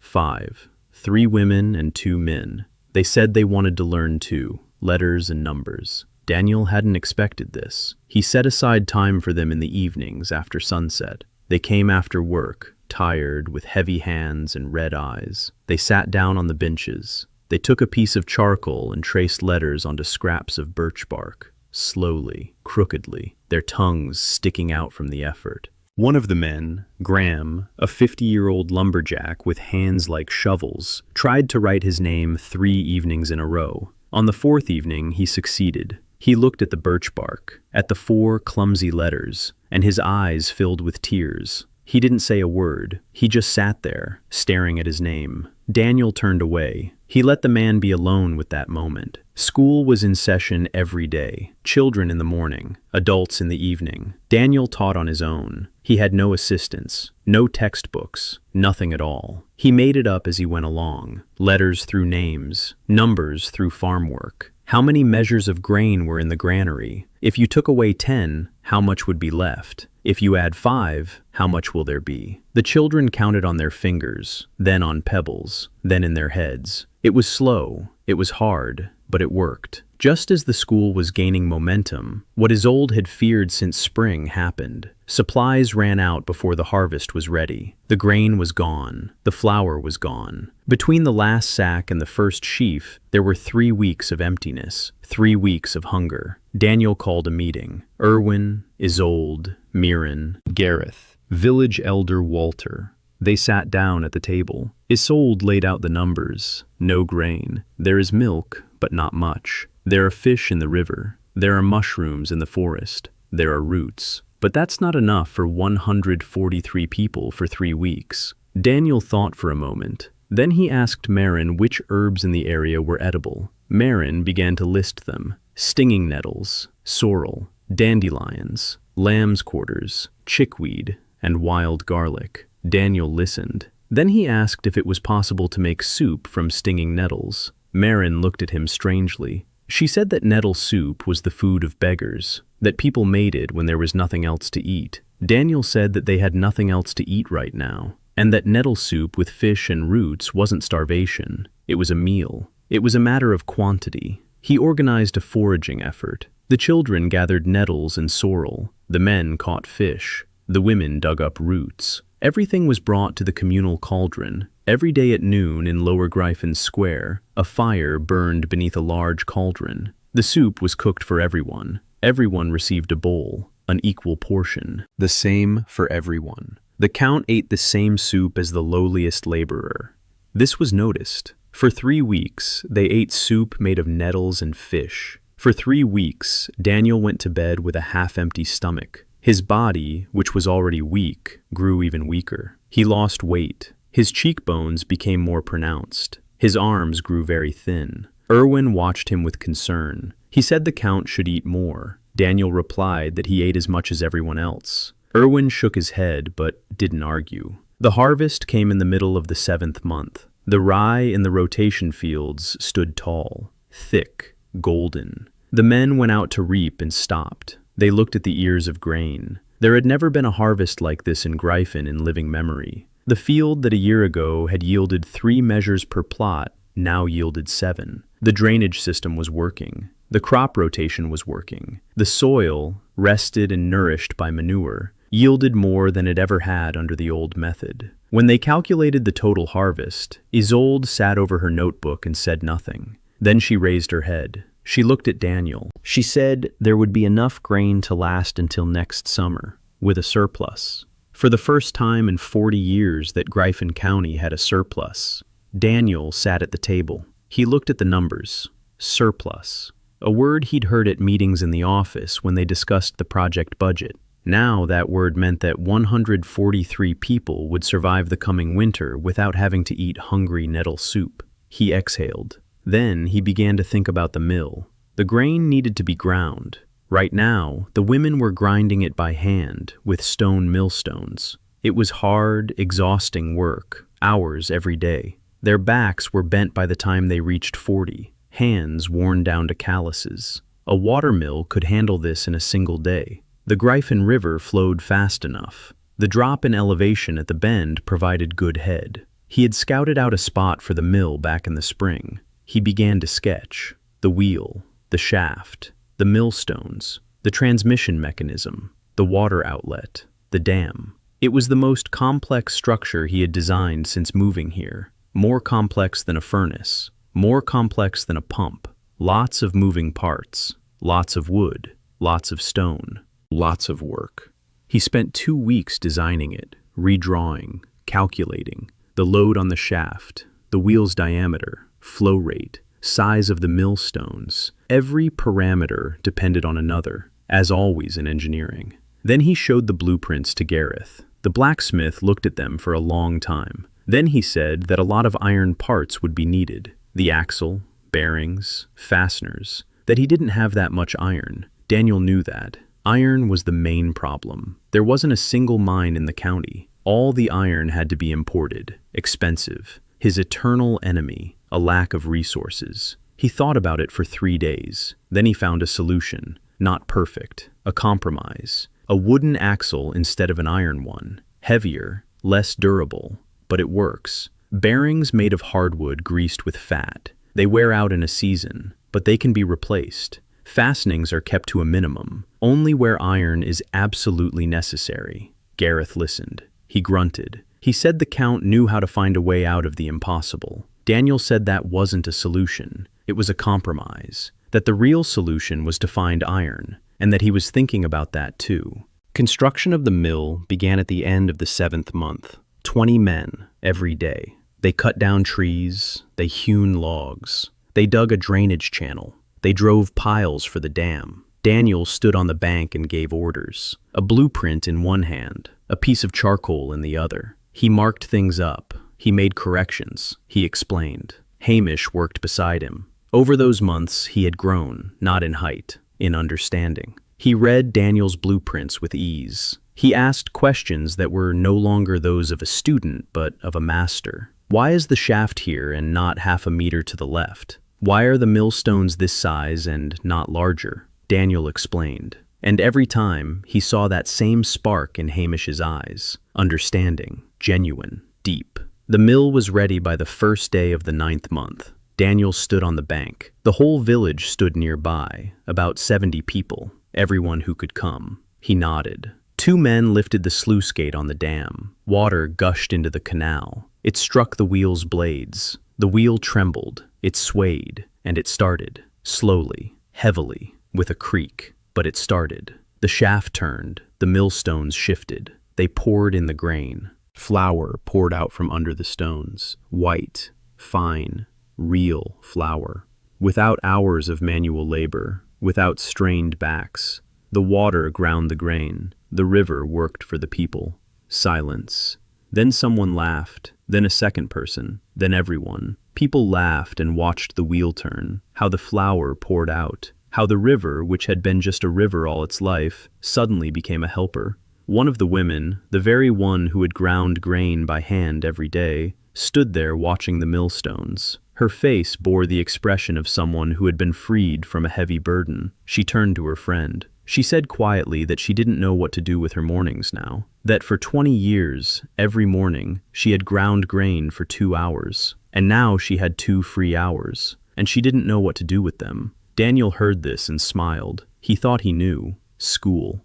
A morning class for adults. He now had a student who had 2 free hours a day. And this was just the beginning.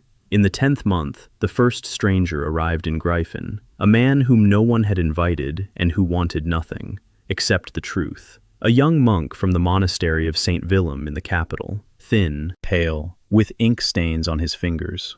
His name was Brother Alois. He arrived alone on a scrawny mule, carrying a travel bag containing 3 parchments and an inkwell. He said the abbot had sent him. That rumors of miracles in Gryphon County had reached the monastery, that the abbot wanted to know if it was true that glass was being made here without magic. Daniel invited him in. He showed him the workshop, the furnace, sand, potash, glass. He showed him the pumps. He showed him the mill. He showed him the school. Brother Alois walked around and looked, silently. Then he sat down at the table and began to draw, quickly, precisely, a cross-section of the furnace, the pump, the mill wheel. The monk's hand was positioned just right. The lines were clean. The angles were correct. He drew just as well as Daniel. Daniel looked over his shoulder. Then he asked who had taught him to draw. Brother Aloysius said he'd taught himself, that in the monastery he'd copied books,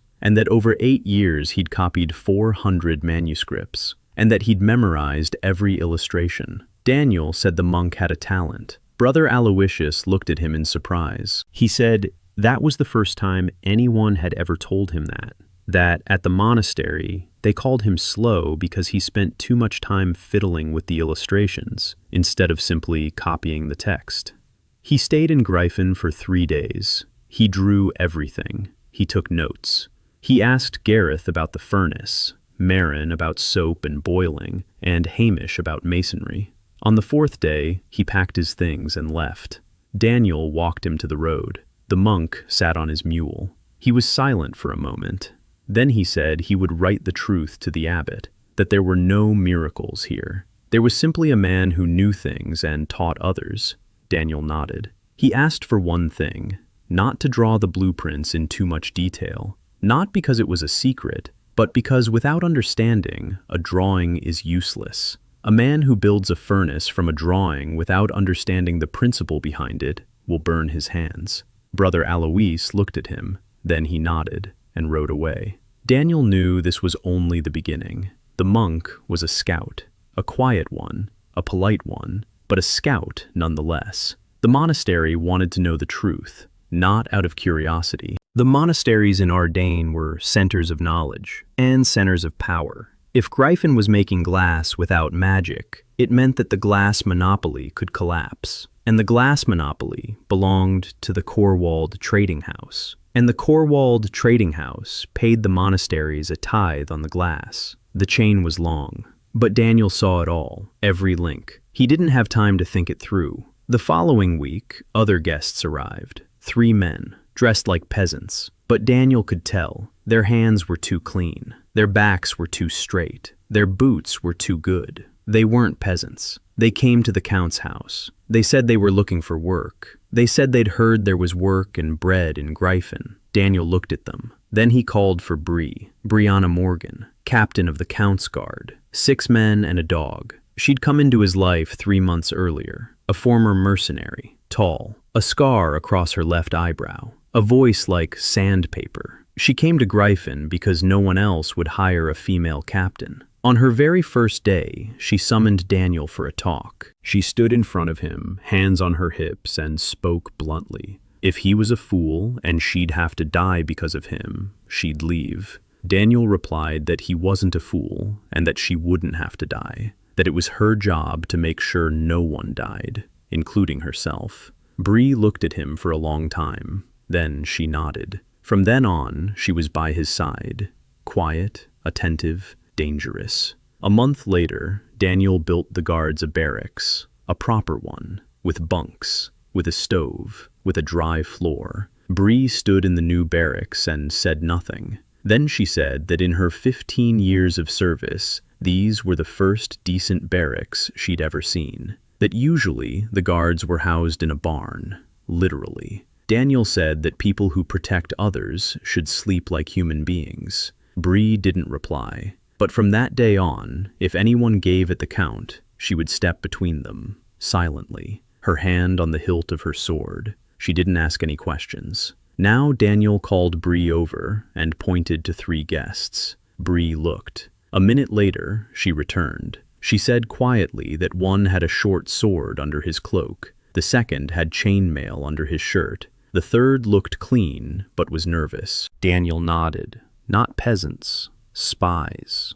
Or who? He didn't kick them out. Instead, he gave them work, real work, hard work, hauling stones for the second mill. For 3 days they hauled stones, under the watchful eye of Bree and her people. On the 4th day, 2 of them left at night, quietly, without a word. The third stayed. In the morning, he came to Daniel, sat down across from him, was silent for a moment. Then he said that his name wasn't Peter, as he'd claimed, but Rolf, that he'd been sent by the Korvald trading house, that he'd been ordered to find out how glass was made, to sketch the furnace, to record the composition, that the other 2 had left because they realized they didn't understand anything, but he'd stayed because he realized he wanted to understand. Daniel looked at him. The man was about 30 years old. His face was ordinary. His eyes were tired. His hands were calloused from real work. He wasn't a spy by nature. He was a worker who had been sent to spy. Daniel asked what he knew how to do. Rolf said he was a glass blower, that he had worked at the Korvald workshop in Winder for 5 years, that he had made glass using the old method, with soda, with magical heating, that his glass was inferior to what he'd seen here, and that he didn't understand how it was possible without magic. Daniel was silent for a moment. Then he said he'd show him, but on one condition. Rolf would listen, he would learn, he would work, and in 6 months, if he wanted to, he could leave. He could tell the Korvalds everything he'd learned. He might even build them a furnace like that. Rolf looked at him skeptically. He asked why. Why give away the secret? Daniel answered simply, because glass shouldn't be a secret. Because every home in the Empire deserves a window. And if the Korvalds build their own furnaces and make glass more cheaply, that's a good thing for everyone. Rolf sat there, staring at the Count, at the boy in a dirty shirt who had just offered to give up a monopoly worth thousands of gold pieces. Then he stood up. He held out his hand, and he stayed. He didn't leave 6 months later. He didn't leave at all. He became the master of the glass workshop, the best after Daniel. But that came later. For now, there were other concerns. Winter was approaching again, the second winter. But this winter was different. Not because it was warmer, but because the county was different. The granaries were full. Firewood was stockpiled. The stoves were burning. The mill was grinding. The roads were passable. Mirren kept records. In 10 months, not a single child had died. Not a single woman in childbirth had died of fever. 3 children had been born. All were healthy. All were alive. The county's population had grown, not by much, just 3 people, but it had grown, for the first time in 20 years. Daniel stood on the porch of the county house and watched the sunset. The autumn sky was cold and clear. The wind carried the scent of smoke and fresh bread. Voices could be heard from the schoolroom downstairs. Evening class. Isolde was teaching. She had started teaching a month ago. She believed that Daniel couldn't teach everyone on his own. She was right. She was teaching arithmetic, strictly, precisely, without leniency. The children were a little afraid of her. The adults respected her. She was a good teacher, tough but fair. Daniel listened to her voice through the floor and thought about how he was starting to get used to it. Winter had arrived more gently than the first one. The snow had settled evenly. There were fewer blizzards, but the cold was biting. Daniel didn't sit around idly. In winter, when the fields lie dormant and construction comes to a standstill, you can do what you don't have time for in summer. Think, plan, teach. He spent the winter at school, every day. In the morning, the children. In the afternoon, the craftsmen. In the evening, the adults. He taught Gareth how to calculate the load on metal. He taught Hamish how to design walls from blueprints. Not just straight walls, but ones with window openings and chimneys. He taught Rolf the chemistry of glass. Basic, primitive, without the periodic table, but sufficient. What to add to make the glass clearer, what to remove so it wouldn't turn green, how to control the temperature by the color of the flame. Rolf soaked it all up like a sponge. For 5 years he had been melting glass at the master's behest without understanding why. Now he understood, and that changed everything. His glass became better, clearer, smoother. He began experimenting on his own. He added various things to the mixture: ash from different trees, river silt, fine sand from different sections of the riverbank. He recorded the results. He compared them. Daniel watched this and felt that the plan was working. Not the construction plan, the plan that was bigger, to pass on knowledge, to ensure it lived not in one mind, but in 10, in 20, in 100. One winter evening, as Daniel and his circle sat around the table, a conversation took place that changed everything. Isolde was counting. Then she looked up. She said they should sell the glass. Daniel looked at her. She explained, "The county needs iron. The county needs cloth. The county needs salt. The county needs tools that Gareth cannot make. All of this requires money, or goods for trade.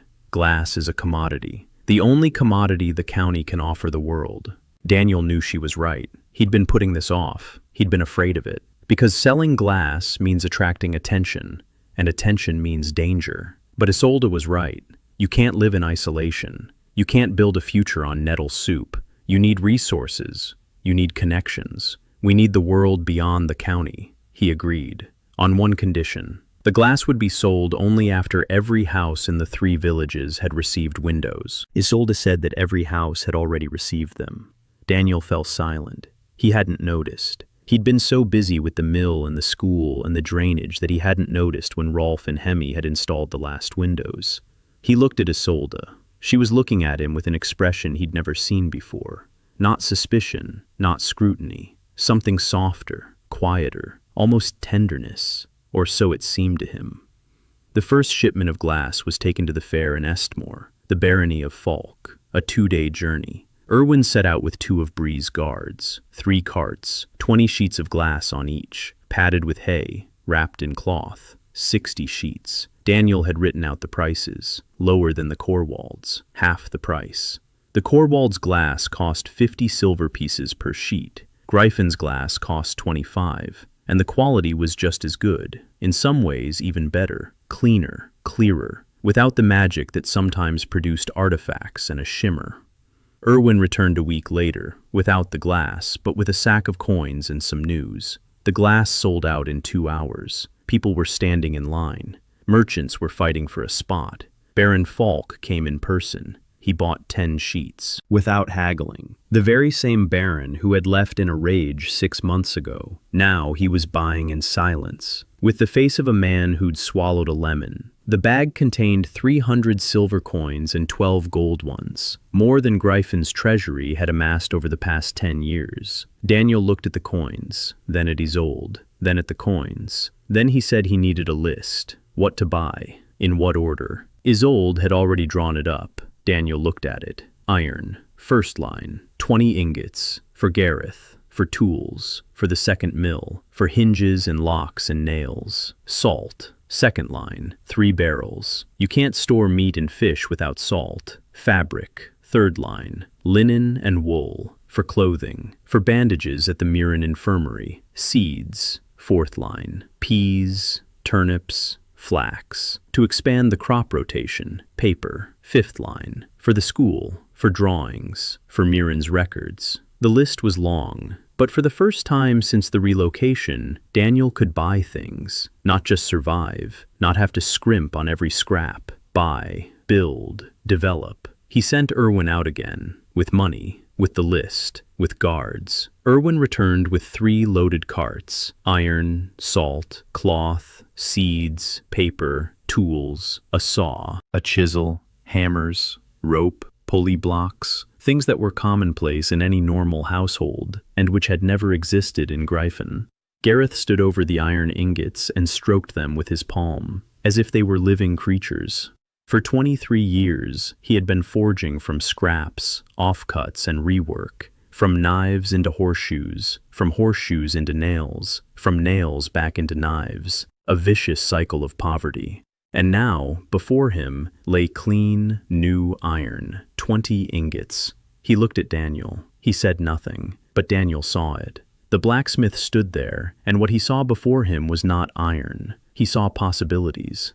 The second major event of the winter was not economic, it was human. Mirren came at night. She knocked on the door, quietly. One knock. Daniel opened it. She stood in the darkness. Her face was pale. She said she needed to tell him one thing. He let her in. She sat down at the table. She placed a notebook in front of him, her notebook with her notes. She opened the last page. On the page were her drawings. a fire under a pot, hands in a bowl, and numbers next to them. She had learned the numbers over these past months. Not letters, but numbers, because numbers were more important to her.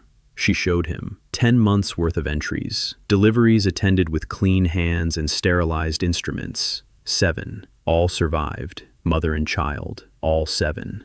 She turned the page. Deliveries attended before that, over the last 3 years, from her memory. 13. Of those, 4 infants are dead. 2 mothers died of fever. She showed the numbers, 7 out of 7, versus 9 out of 13. Her voice was steady. Her hands didn't tremble. She spoke the way Isolde speaks about grain, in facts. But Daniel could see the faces behind those facts. 4 dead infants, 2 dead mothers, who might still be alive if she'd known sooner. She said she wanted one thing, for every herbalist in the Empire knew what she knew, that soap saves lives, that boiling saves lives, that clean hands save lives. She said it had to be written down, drawn, so that any woman who couldn't read could look at a picture and understand.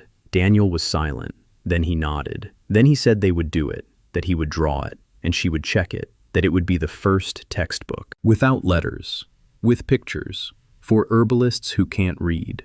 Mirin looked at him. Then she said his name quietly, just his name, Daniel, and she left. He sat at the table. Her notebook lay in front of him, with crooked drawings and neat numbers. 7 out of 7. He thought that, in his world, Semmelweis had discovered the same thing in 1847, and they had laughed at him. Colleagues, professors, doctors. They laughed and continued to kill women in childbirth with their filthy hands. But this woman, in a forgotten county with no university and no degree and nothing at all, believed it from day one. She wrote it down, she verified it, she proved it. 7 out of 7. He closed the notebook. He picked up a piece of charcoal. He began to draw. The first page of the textbook. Hands, a bowl of water, soap, a fire under a small pot, scissors in boiling water. Simple pictures, clear to anyone. He drew until dawn. By spring, the textbook was ready. 20 pages, illustrations, simple, clear, every step. Washing hands, boiling tools, clean rags, clean water, when to call for help, how to stop the bleeding, how to tie off the umbilical cord. Mirin checked every page. The spring of the second year brought more than just warmth to Gryphon. It brought people. First, one by one, then in families. A master cooper from Estmore arrived with his wife and 3 children. He said he'd heard there was work and a school in Gryphon, that his children would be able to learn to read and write. Daniel took them in. He gave them a house, an empty one of those that stood abandoned on the outskirts of Lower Gryphon. Hamish spent 3 days re-roofing. He installed a window and rebuilt the stove. The cooper walked into the house. He looked at the walls, at the window, at the stove, at the dry floor. He sat down on a bench and was silent for a long time. Then he said that in 30 years of work, no one had ever given him a house he could actually live in. Daniel said the house wasn't a gift, that the cooper would work, that the county needed barrels for water, for grain, for pickling. The cooper nodded. A week later, he was already setting up his workbench. After the cooper came a carpenter from the river barony. After the carpenter came 2 families from distant villages beyond the forest, and more after them, and more. By mid-spring, Gryphon's population had grown from 150 to 210. Daniel hadn't expected this. He'd been preparing for something else, for attacks, for spies, for pressure, but not for people simply showing up, on their own, because this was a place where they could live. Isolde believed it, every day. More mouths to feed, more hands to work, a balance. She said that if the influx didn't stop, supplies wouldn't last until fall. Daniel said the influx didn't need to be stopped. They needed to expand the fields. They needed a second phase of drainage. They needed new houses. We need a second school. Isolde looked at him. She said he was thinking too fast, that his hands couldn't keep up with his mind. Daniel replied that he knew, that this was his main problem, that his mind saw the finished result, but his hands hadn't even dug the first ditch yet. He was learning to wait. It was hard, painful, Every day he saw 10 things that needed to be done, and he could do only one. The other 9 were waiting, in line. A line that was getting longer, not shorter. But new people meant new hands. A cooper, a carpenter, 3 masons, 2 weavers, a leather worker. Each one knew how to do something. Each one could be taught something else. Daniel set up a system.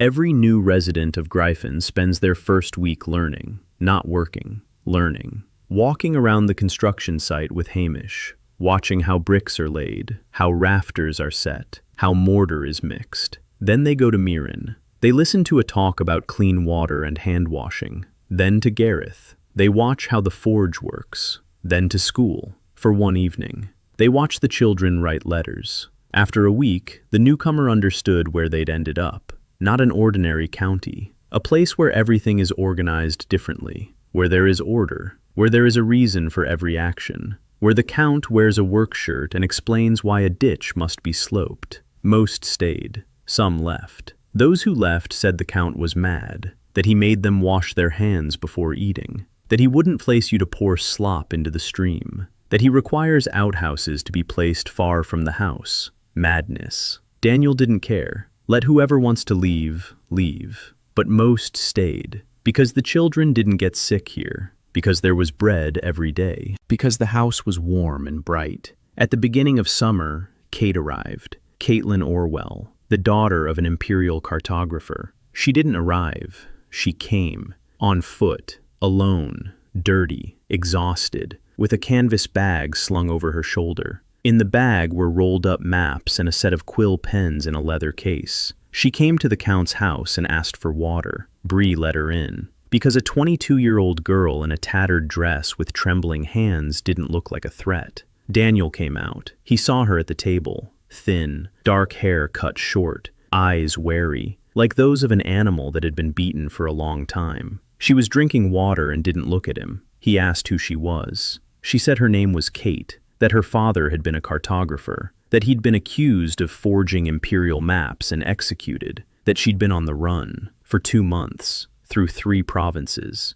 that she'd come to Gryphon because it was the only place on the map her father had marked with a symbol, a small circle with a dot inside. She didn't know what that symbol meant, but her father had placed it only near Gryphon, and nowhere else. Daniel listened. Then he asked what she could do. Kate took a map out of her bag. She unfolded it on the table. Daniel leaned in. It was a map of the western provinces of the empire, drawn by hand. Every detail was accurate. Rivers, roads, mountains, passes. The scale was perfect. The topography was clear at a glance. He'd seen professional maps at university, at work, surveying maps, satellite maps. This map, drawn with pen and ink, was just as good, maybe even better. Because it wasn't just about accuracy, it was about understanding. Whoever drew this map understood the land, saw it, felt the slopes, the watersheds, and the currents. He asked if she could draw a map of Gryphon. Kate looked at him, directly for the first time. She asked what kind of map. A military one, a trade map, a road map. Daniel set a map of the water, where the streams flow, where the water stands, where springs gush, where the ground is wet and where it's dry. A map of what flows beneath their feet. Kate was silent for a moment. Then her lips twitched, almost a smile. She said that in 22 years no one had ever asked her to draw a map of water. That maps had always been for the army, for merchants, for tax collectors, not for water. Daniel said that water was more important than the army. Kate looked at him for a long time. Then she said she'd stay,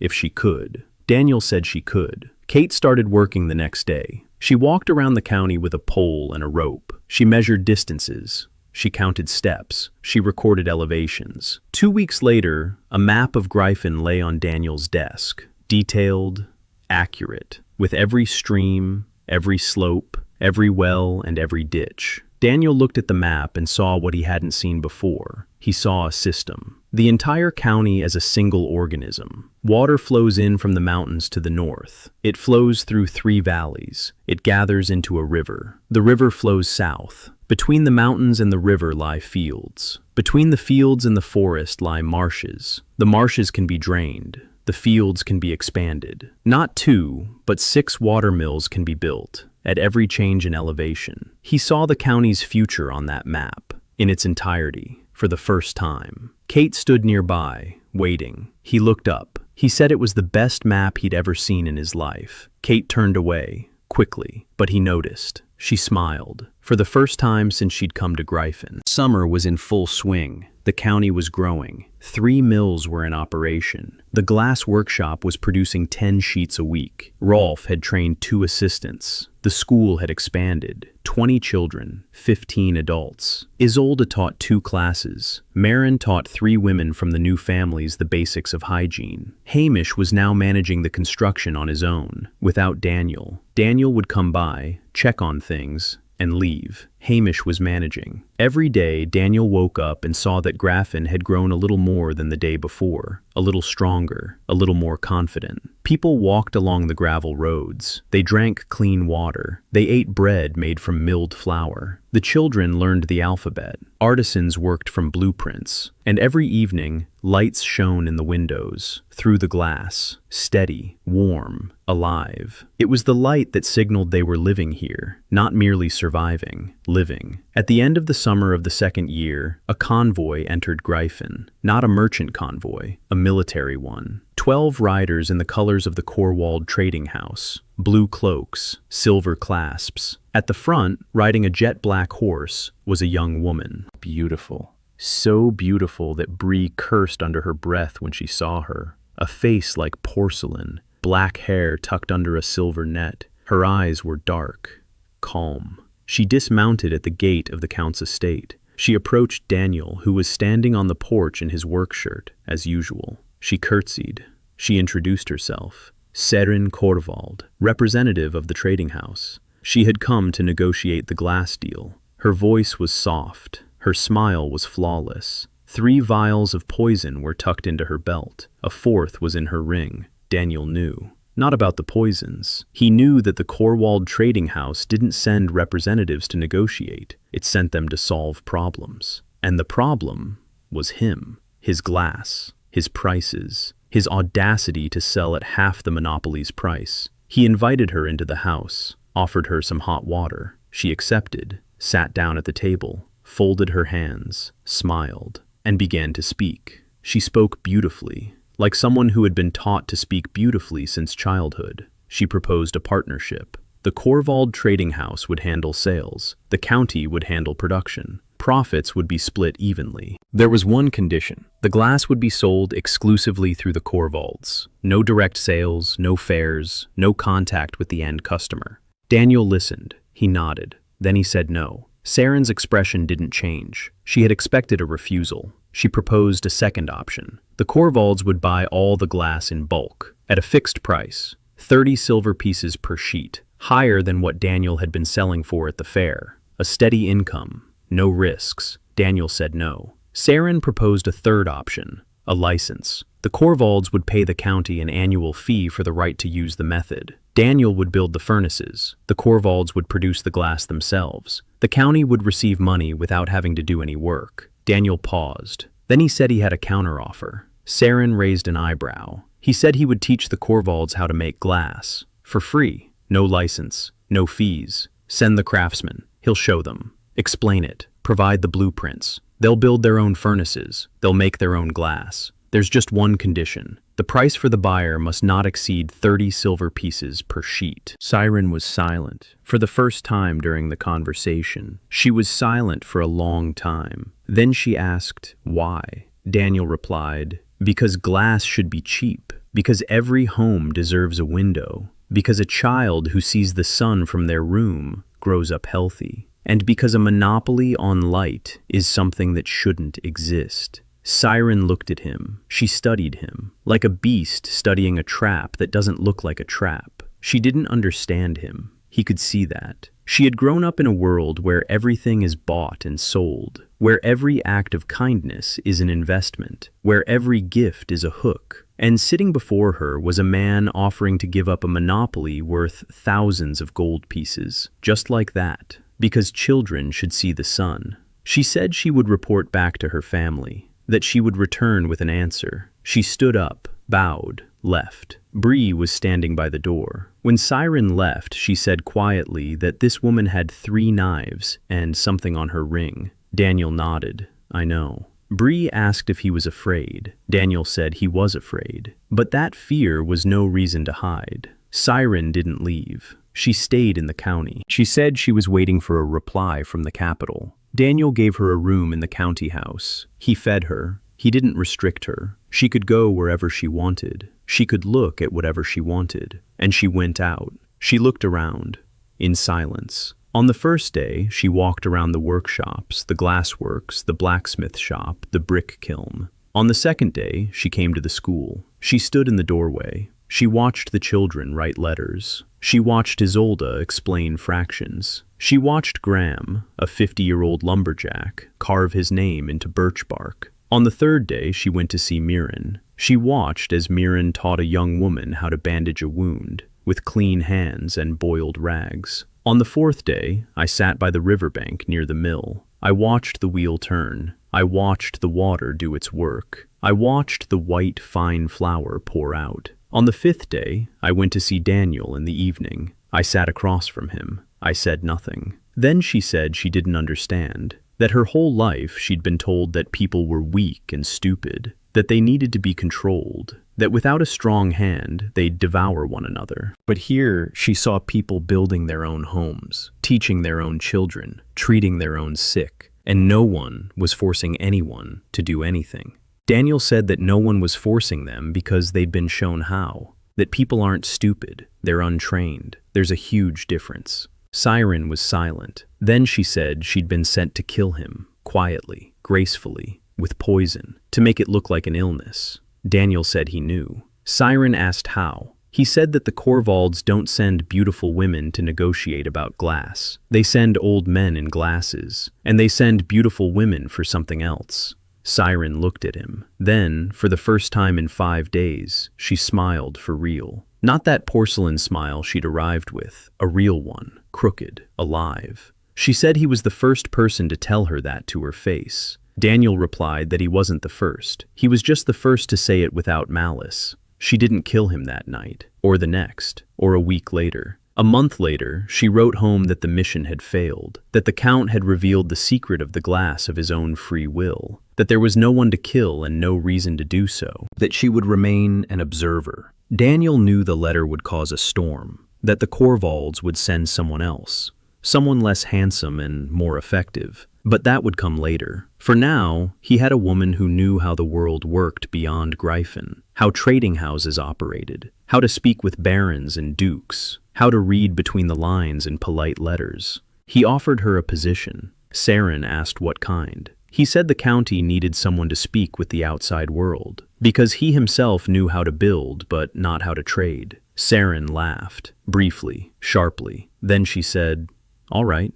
Fall of the second year. The first cold snap. Daniel sat in his office sorting through the former Count's papers. He'd been doing this since the first month, little by little. The desk was piled high with old documents, bills, letters, receipts, most of them useless, debts no one would ever repay, requests no one would ever hear. But that evening, at the bottom of a drawer, he found an envelope, sealed, with no address. Inside was a letter. The handwriting was uneven. The letters were jumbled. The person who wrote it was in a hurry, or afraid. Daniel read it. The letter was from the former Count, from the boy whose body he now inhabited. The letter was unfinished. It trailed off mid-sentence. It spoke of a river. It said that the former Daniel had been digging a well at a bend in the river. The shovel struck something hard 3 meters down. He dug it out. A stone. White, glowing in the dark, soft as chalk, but warm. And then came the phrase that made Daniel freeze. "I found what they were looking for under the river. If anything happens to me,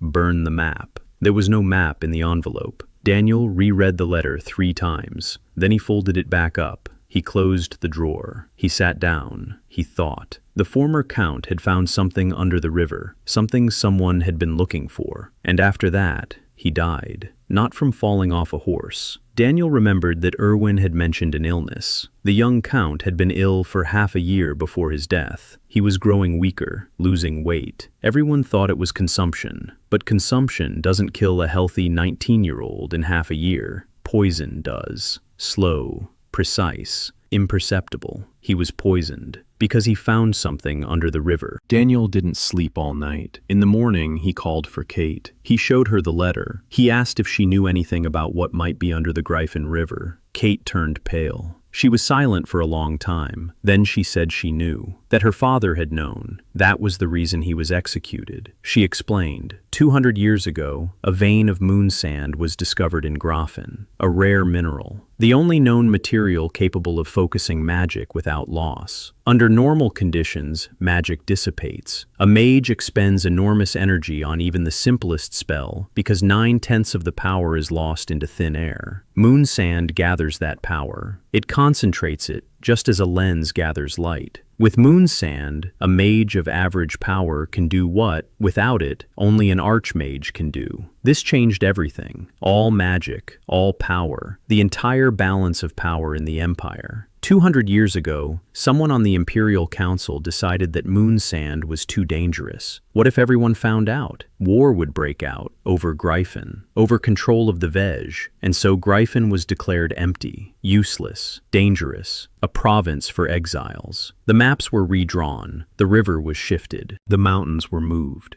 On paper, Gryphon became a place where nothing exists and nothing can exist. Kate's father was one of those who knew the truth, one who kept the real maps. And when he tried to pass them on to someone, they got rid of him, just as they'd gotten rid of the former count. Daniel sat and listened. Then he stood up. He walked over to the window. He looked at the river, quiet, calm, silvery in the morning light. Beneath it lay something worth more than all the glass in every workshop in the Empire, something worth more than the entire county, more than 10 counties. He turned to Kate. He asked who else knew. Kate said she didn't know, that her father had spoken of people up there, without naming names. But someone knows, and that someone is watching over Gryphon, always had. Daniel thought of the monk, of Corvald's spies, of Baron Falk. Which of them was simply greedy, and which knew about the moon sand? He made a decision, quickly. Like on a construction site when the foundation is sinking and you have to act now. No one must know. Not yet. Hide the letter. Kate is silent. He is silent. They won't dig under the river. They won't search for a vein. They won't touch the moon sand. Not until the county is strong enough to defend itself.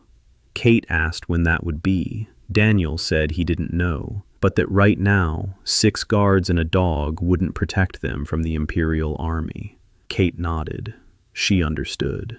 A week after her conversation with Kate, winter came, the second one for Gryphon under the new count. And this winter brought refugees, not settlers, not craftsmen seeking work. Refugees. The neighboring barony of Estmore was starving. Baron Falk hadn't stockpiled grain. He hadn't repaired the roads. He hadn't taken care of his people. Because Baron Falk drank and gambled, and he bought glass for his castle for 30 silver leaves. Meanwhile, his peasants were eating tree bark. The caravan arrived at night. Daniel woke up to the sound of knocking at the gate. He went out. People were standing in the darkness. Women, old people, children. About 200 people. Wet, frozen, hungry. They'd been walking through the snow for 2 days. Some without shoes, their feet wrapped in rags. The children cried quietly, not loudly, quietly, like children who've gotten used to crying that way so as not to upset the adults. Daniel stood on the porch. He watched. He counted. 200 people. He had 210 of his own. Resources were barely enough. If he took them in, there wouldn't be enough. If he didn't take them in, they would die. Winter is unforgiving. He turned to Isolde, who was standing nearby, wearing a sheepskin coat thrown over her nightgown. She had already done the math. He could see it in her eyes. She knew the numbers. She knew there wouldn't be enough. She looked at him. He looked at her. She nodded. He opened the gate. The next 3 hours were madness. Mirren and her 3 students examined the people. The sick separately, the children separately, the elderly separately. Bree and the guards assigned them to houses. Every house in Lower Gryphon took in a family. Some took in 2. The Count's house filled with people. Children lay on the floor in the schoolroom, covered with blankets. Every blanket they could find. The kitchen worked all night. Soup, bread, hot water. Daniel carried the bowls himself, from the kitchen to the rooms, up the stairs, again and again. His frail body protested. His legs buckled. His hands shook. But he carried on, because now was no time for weakness. By dawn, everyone had been fed. Everyone was warm. Everyone was alive. Daniel stood on the porch, drenched in sweat, exhausted. He looked out at the courtyard where, just an hour ago, people had been standing, frozen. Bree stood beside him, silently. Then she said that a messenger had already ridden off to Baron Falk, that the Baron demanded his men back. Daniel looked at her. Then he looked at the courtyard. Then he walked toward the gate. He climbed onto the wall, not very high, made of stone, more like a fence than a wall. He stood so that he could be seen. Below stood several of his men. Above the wall stood 2 of Baron Falk's horsemen.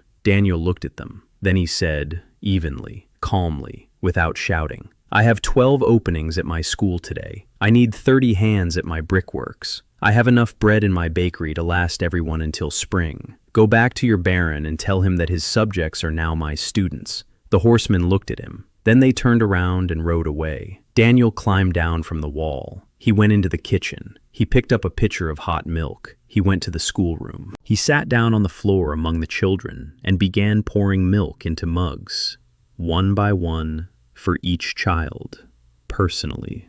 A boy of about 6 looked at him, not at the milk, at him. Then he asked quietly, "Are you a count?" Daniel said, "Yes." The boy asked, "Why is the count pouring milk?" Daniel replied, "Because you're cold and you're thirsty." The boy took the mug. He took a sip. Then he said the milk was warm. Daniel said, "Yes, it's warm." The boy finished the milk and fell asleep, right there with the mug in his hands. Daniel gently took the mug away. He tucked the boy in. He stood up. He went out and went back to work. Because tomorrow he had to feed 400 people, and the day after tomorrow too. It was a harsh winter, 400 mouths to feed. Supplies were running low. Daniel and Isolde kept track of them every day. They cut back, they rationed, they made the supplies last. Nettle soup again, fish from the ice hole again. Once again, roots and mushrooms from Marin's reserves. But the county held out. Not because there were more resources, because there were more people. 200 new hands. The men chopped wood, the women sewed and knitted. The children helped in the kitchen. Everyone worked. Everyone ate the same. The count ate the same soup from the same pot. Everyone knew that. And that's what kept them going. Not the food. Fairness. By midwinter, the refugee camp had turned into a village. Hamish oversaw the construction. 10 new houses, brick walls, proper roofs, windows, stoves. Teams of new residents learned to lay bricks according to blueprints. Hamish showed them just as Daniel had taught him, patiently, calmly, step by step. Rolf expanded the glass workshop, a second furnace, 2 refugee apprentices, 20-year-old guys, strong, smart. Within a month, they were making glass on their own, just as well as Rolf. Marin opened a second medical clinic in the new settlement. 2 of her students saw patients, simple things, bandaging, clean water for wounds, soap, boiling water. A picture guide hung on the wall. Every mother could look at it and remember. Saren took charge of external affairs. She wrote letters to Baron Falk, to neighboring counts, to trading houses, polite, impeccable, with hints that only those who could read between the lines would understand. She wrote to the Corvalds that Gryphon's glass was no threat, that the market was large enough for everyone, that cooperation was more profitable than war. She wrote to Baron Falk that the refugees would not return, that if the Baron wanted war, He should consider the cost of besieging a county with 400 people and brick walls. Falk did not reply, but he did not send troops either. Saren knew this was temporary, that in the spring he would come, with reinforcements. Or he'll complain to the Duke, or he'll write to the capital. She was preparing responses for every possibility. Daniel looked at her and saw a master, not of the sword, not of poison, of words. She wielded words the way Bree wielded a blade, precisely, quickly, without any unnecessary movements. One winter night, Isolde came to him, late, after midnight. He was sitting at his drawings.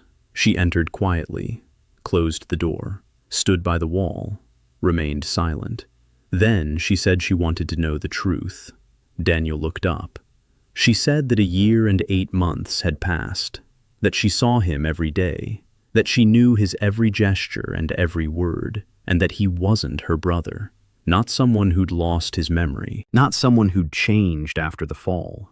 A different person, entirely, completely. That she'd known this from the very first day, and that she could no longer remain silent. Daniel looked at her, a 17-year-old girl. No, she's already 18. Her birthday was a month ago. He'd forgotten. He felt ashamed. She stood there waiting. He could have lied. Again. One last time. Or he could have told the truth. He told the truth. Not all of it. Not about Portland. Not about the Toyota Takuma. Not about the office on the 3rd floor. But the truth. He said he wasn't her brother. That he was a different person. That he'd come from somewhere. He didn't know where. He didn't know why. That he'd woken up in this body, in the mud, in the rain. And that the only thing he had was what he knew how to do. Build, fix, teach. He said her brother had died. Not from a horse, from poison. Slow, invisible. Someone killed him because he found something under the river. He said he couldn't replace her brother. Couldn't remember what he had remembered. Couldn't be the person she loved. But that he was here. And that he would do everything he could for Gryphon and for her. Isolde listened. Her face was expressionless. Her eyes were dry. She didn't cry. She didn't scream. She just stood there. When he finished, she was silent for a long time. Then she walked over. She took his hand, his thin, white hand, calloused from coal and clay. She held it for a second. Then she let go. She said quietly, "I knew from the very first day. I didn't stay because I believed you were my brother. I stayed because, for the first time in my life, someone asked me to count bricks." Then she left. Daniel sat alone. Snow was falling outside the window. He looked at the hand she had held, and he thought that in this world he had found something he hadn't had in Portland. People worth getting up for in the morning.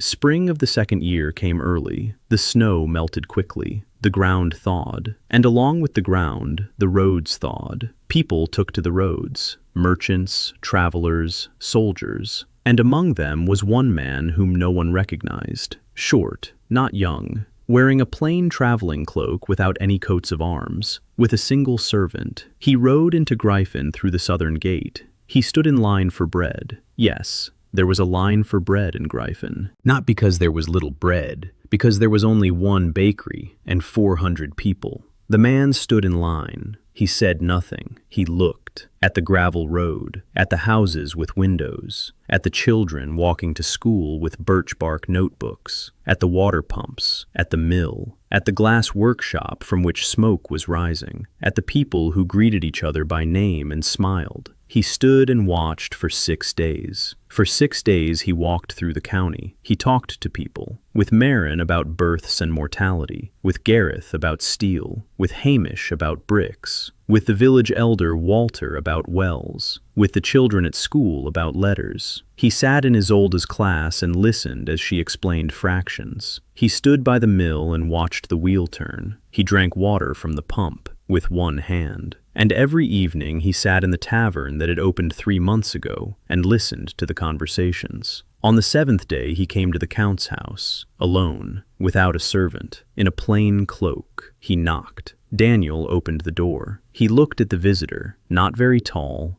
not young, a tired face, intelligent eyes, a ring on his right hand, a gold ring, with the imperial eagle. Daniel froze. Then he stepped back. He let him in. The decree arrived 21 days later, a mounted messenger in the imperial colors, a parchment with 3 seals, gold, red, blue. Erwin accepted it on the porch. His hands were trembling. He had served in this house for 40 years and had never once seen an imperial decree. Daniel unfolded the parchment. He read it aloud, in front of Isolde, in front of Erwin, in front of Bree, who was standing by the door, in front of Marin, who had come in because of the commotion, in front of Siren, who had come down the stairs with a glass of cider in her hand. Count Daniel von Greifen is hereby appointed Imperial Master of Schools. He is granted the right to open Greifen schools in any province of the Empire. All technologies developed in the county of Greifen are declared imperial property and are subject to free distribution. No one has the right to restrict instruction in the Greifen methods. The Imperial Treasury allocates 100 gold pieces for the construction of the first school outside the county. Silence. Mirren sat down, slowly, on a step of the porch, as if her legs couldn't hold her. Bree exhaled, a long breath, through clenched teeth. Siren raised her glass, took a sip. Her hand didn't waver, but her eyes sparkled. Isolde stood next to Daniel, close, shoulder to shoulder. She looked at the parchment,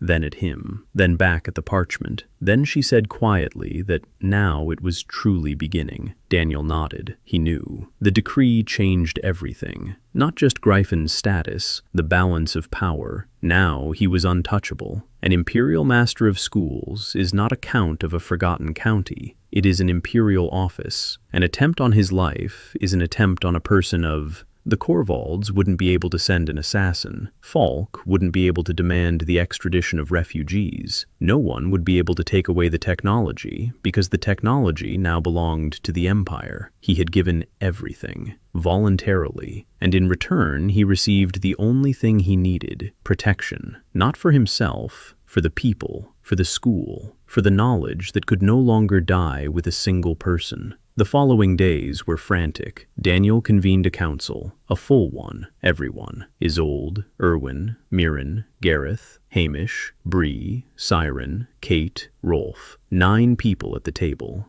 A year ago, there were 2 of them, him and Erwin. Now there were 9, and behind each of them stood students, people they had taught, who had taught others. He began. He said that the decree was not a reward. It was an obligation, that now they must do what the Emperor had promised. Schools, not just one, many, in every province. Every school must teach what Greifen knows: wells, drainage, crop rotation, brick, glass, hygiene, literacy. Every school must be self-sufficient, not dependent on him, not waiting for his blueprints, working on its own. He looked at each of them in turn, at Hamish. He said that Hamish would go first, to the barony to the north, to build a school. He'll train the craftsmen. Hamish turned pale. He said he wasn't ready. Daniel replied that no one is ever ready, that he himself hadn't been ready when he woke up in the mud, but that Hamish knows more than any builder in the Empire, and that it's time to prove it, not to him, but to himself. Hamish swallowed. Then he nodded.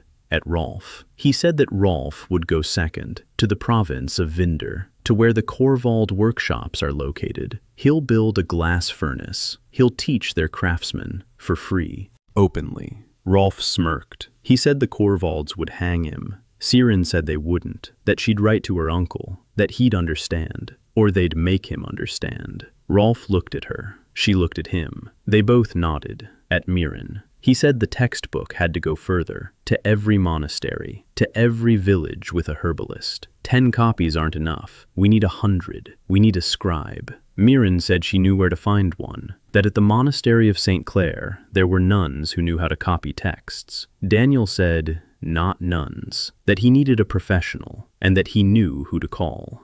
A month later, Han Ji-yoon arrived in Greifen, a nun from the distant eastern kingdom of Haegyong, petite, quiet, with a face that revealed nothing, and eyes in which something bottomless shimmered. She arrived with a caravan, alone, with no belongings, just a brush and an inkstone. When she saw Daniel's drawings, she stopped. She stood in front of the wall where the drawings were hung. A pump, a furnace, a mill, a drainage system. She stood and looked for a long time. Then she quietly asked who had drawn them. Daniel said it was him. Ji-yoon looked at him, then at the blueprints, then back at him. She said that in the East, her clan had been transcribing books for centuries, that her handwriting was 300 years old, that her order's library had been burned down, that she was the last one who remembered. Daniel said he needed one thing, to have all his blueprints transcribed, in standard handwriting, neat, understandable to any craftsman in the empire, so that 100 years from now, a blacksmith in a distant province could open the sheet and build the pump. Ji-yin looked at him. Something had changed in her eyes. She said quietly that she had spent 3 years searching for a place where her skill was needed. Then she sat down. She picked up a brush and began to copy the first blueprint, line by line, perfectly. Daniel stood and watched. His crooked, hasty sketches were transforming into works of art. Every line was alive. Every dimension was precise. Every letter was as if printed. Miran stood nearby, silent. Then she said that if God existed, he would draw like this woman. Over the summer, 20 complete sets of blueprints were prepared. Each set contained everything: a well, a pump, a brick kiln, a glass furnace, a mill, a drainage system, a crop rotation plan, a medical textbook, and a school curriculum. Everything Gryphon knew, laid out on a single table. Daniel signed the charter. Saren helped with the wording. Isolde checked the numbers. Kate drew maps for each set, local maps, with rivers, with roads, with markings showing where to find clay, sand, and stone. The charter was simple. All of Graffin County's technologies do not belong to Daniel von Graffin. They belong to the Gryphon School. Any master who has completed the training has the right to teach others, free of charge, without permission, without restrictions. With this gesture, Daniel gave away the last thing he had left, control over his own knowledge. Saren said he was a madman, that he had given away the only leverage he had to protect himself from his enemies. Daniel replied that the only leverage one must never give up is a prison, not a weapon. Saren shook her head, but in her eyes was something resembling respect. Hamish left first, with a set of blueprints, with 2 assistants, with a letter from the Emperor, headed north, to build, to teach. Rolf left second, to Vinder, to the Korvalds, with the blueprints for a glass furnace, with a list of materials and proportions, with a letter from Saren addressed to her uncle. Miran sent 5 copies of the textbook with the nuns from the convent of St. Clair. 3 copies went east with a trade caravan. 2 went south with the pilgrims. Ji-yoon copied them out, day after day, sheet after sheet. Each drawing became eternal under her hand. Kate drew up a map of routes, where the students had gone, where the schools would be, and how to connect them by roads. She wasn't drawing a military map or a trade map. She was drawing a map of knowledge. Bree recruited new guards, 20 people, from among the refugees, from among the resettlers. She trained them, clothed them, armed them. Gryphon could now defend itself, not against the army, but against bandits and Baron Falk. Daniel stood on the porch of the Count's house, the very same house where he had woken up 2 years ago. The house had changed. The roof was new. The walls had been reinforced. There were windows in every room, 12 of them, made of glass, through which light streamed. In front of the house stood a 2-story building made of light-colored brick, with large windows and a wide porch. A school. Gryphon's first school. A real one. With desks, with a blackboard, with a library where Ji-yoon had arranged the transcribed books. He stood there, looking at the building. A class was in session inside. Isolde was teaching fractions. 30 children sat at their desks. Among them was that very boy, the son of the village headman, Walter, the one Daniel had saved on the first day. The boy was 9 now. He read better than anyone else. He counted faster than anyone else. And he asked more questions than anyone else. The boy was holding a thin little book, the first printed alphabet in this world. Not printed in the sense of a printing press, printed in the sense of being written in block letters, by Ji-yoon's hand, so even and clear that it looked as if it had been printed. The boy read syllable by syllable. He traced the lines with his finger. He moved his lips. 2 years ago, this boy was dying from dirty water in a dark, windowless house. Now he was sitting in a bright classroom, reading his first book. Daniel stood and watched. Miran stood nearby. Quietly, close by, Bree stood nearby, silently, her hand on her belt, as always. Sadin sat on the school porch writing a letter. Down by the river, Kate was measuring the distance for a new bridge. In the blacksmith shop, Gareth was forging hinges for the school door. At the Hamish construction site, an apprentice was laying the walls of a new house. The wheel was turning at the mill. At the infirmary, a student was bandaging a boy's hand. He'd cut himself, with clean hands and sterilized bandages. With clean hands, with boiled bandages. In the library, Ji-yoon was copying the last drawing from the 20th set. The county was alive.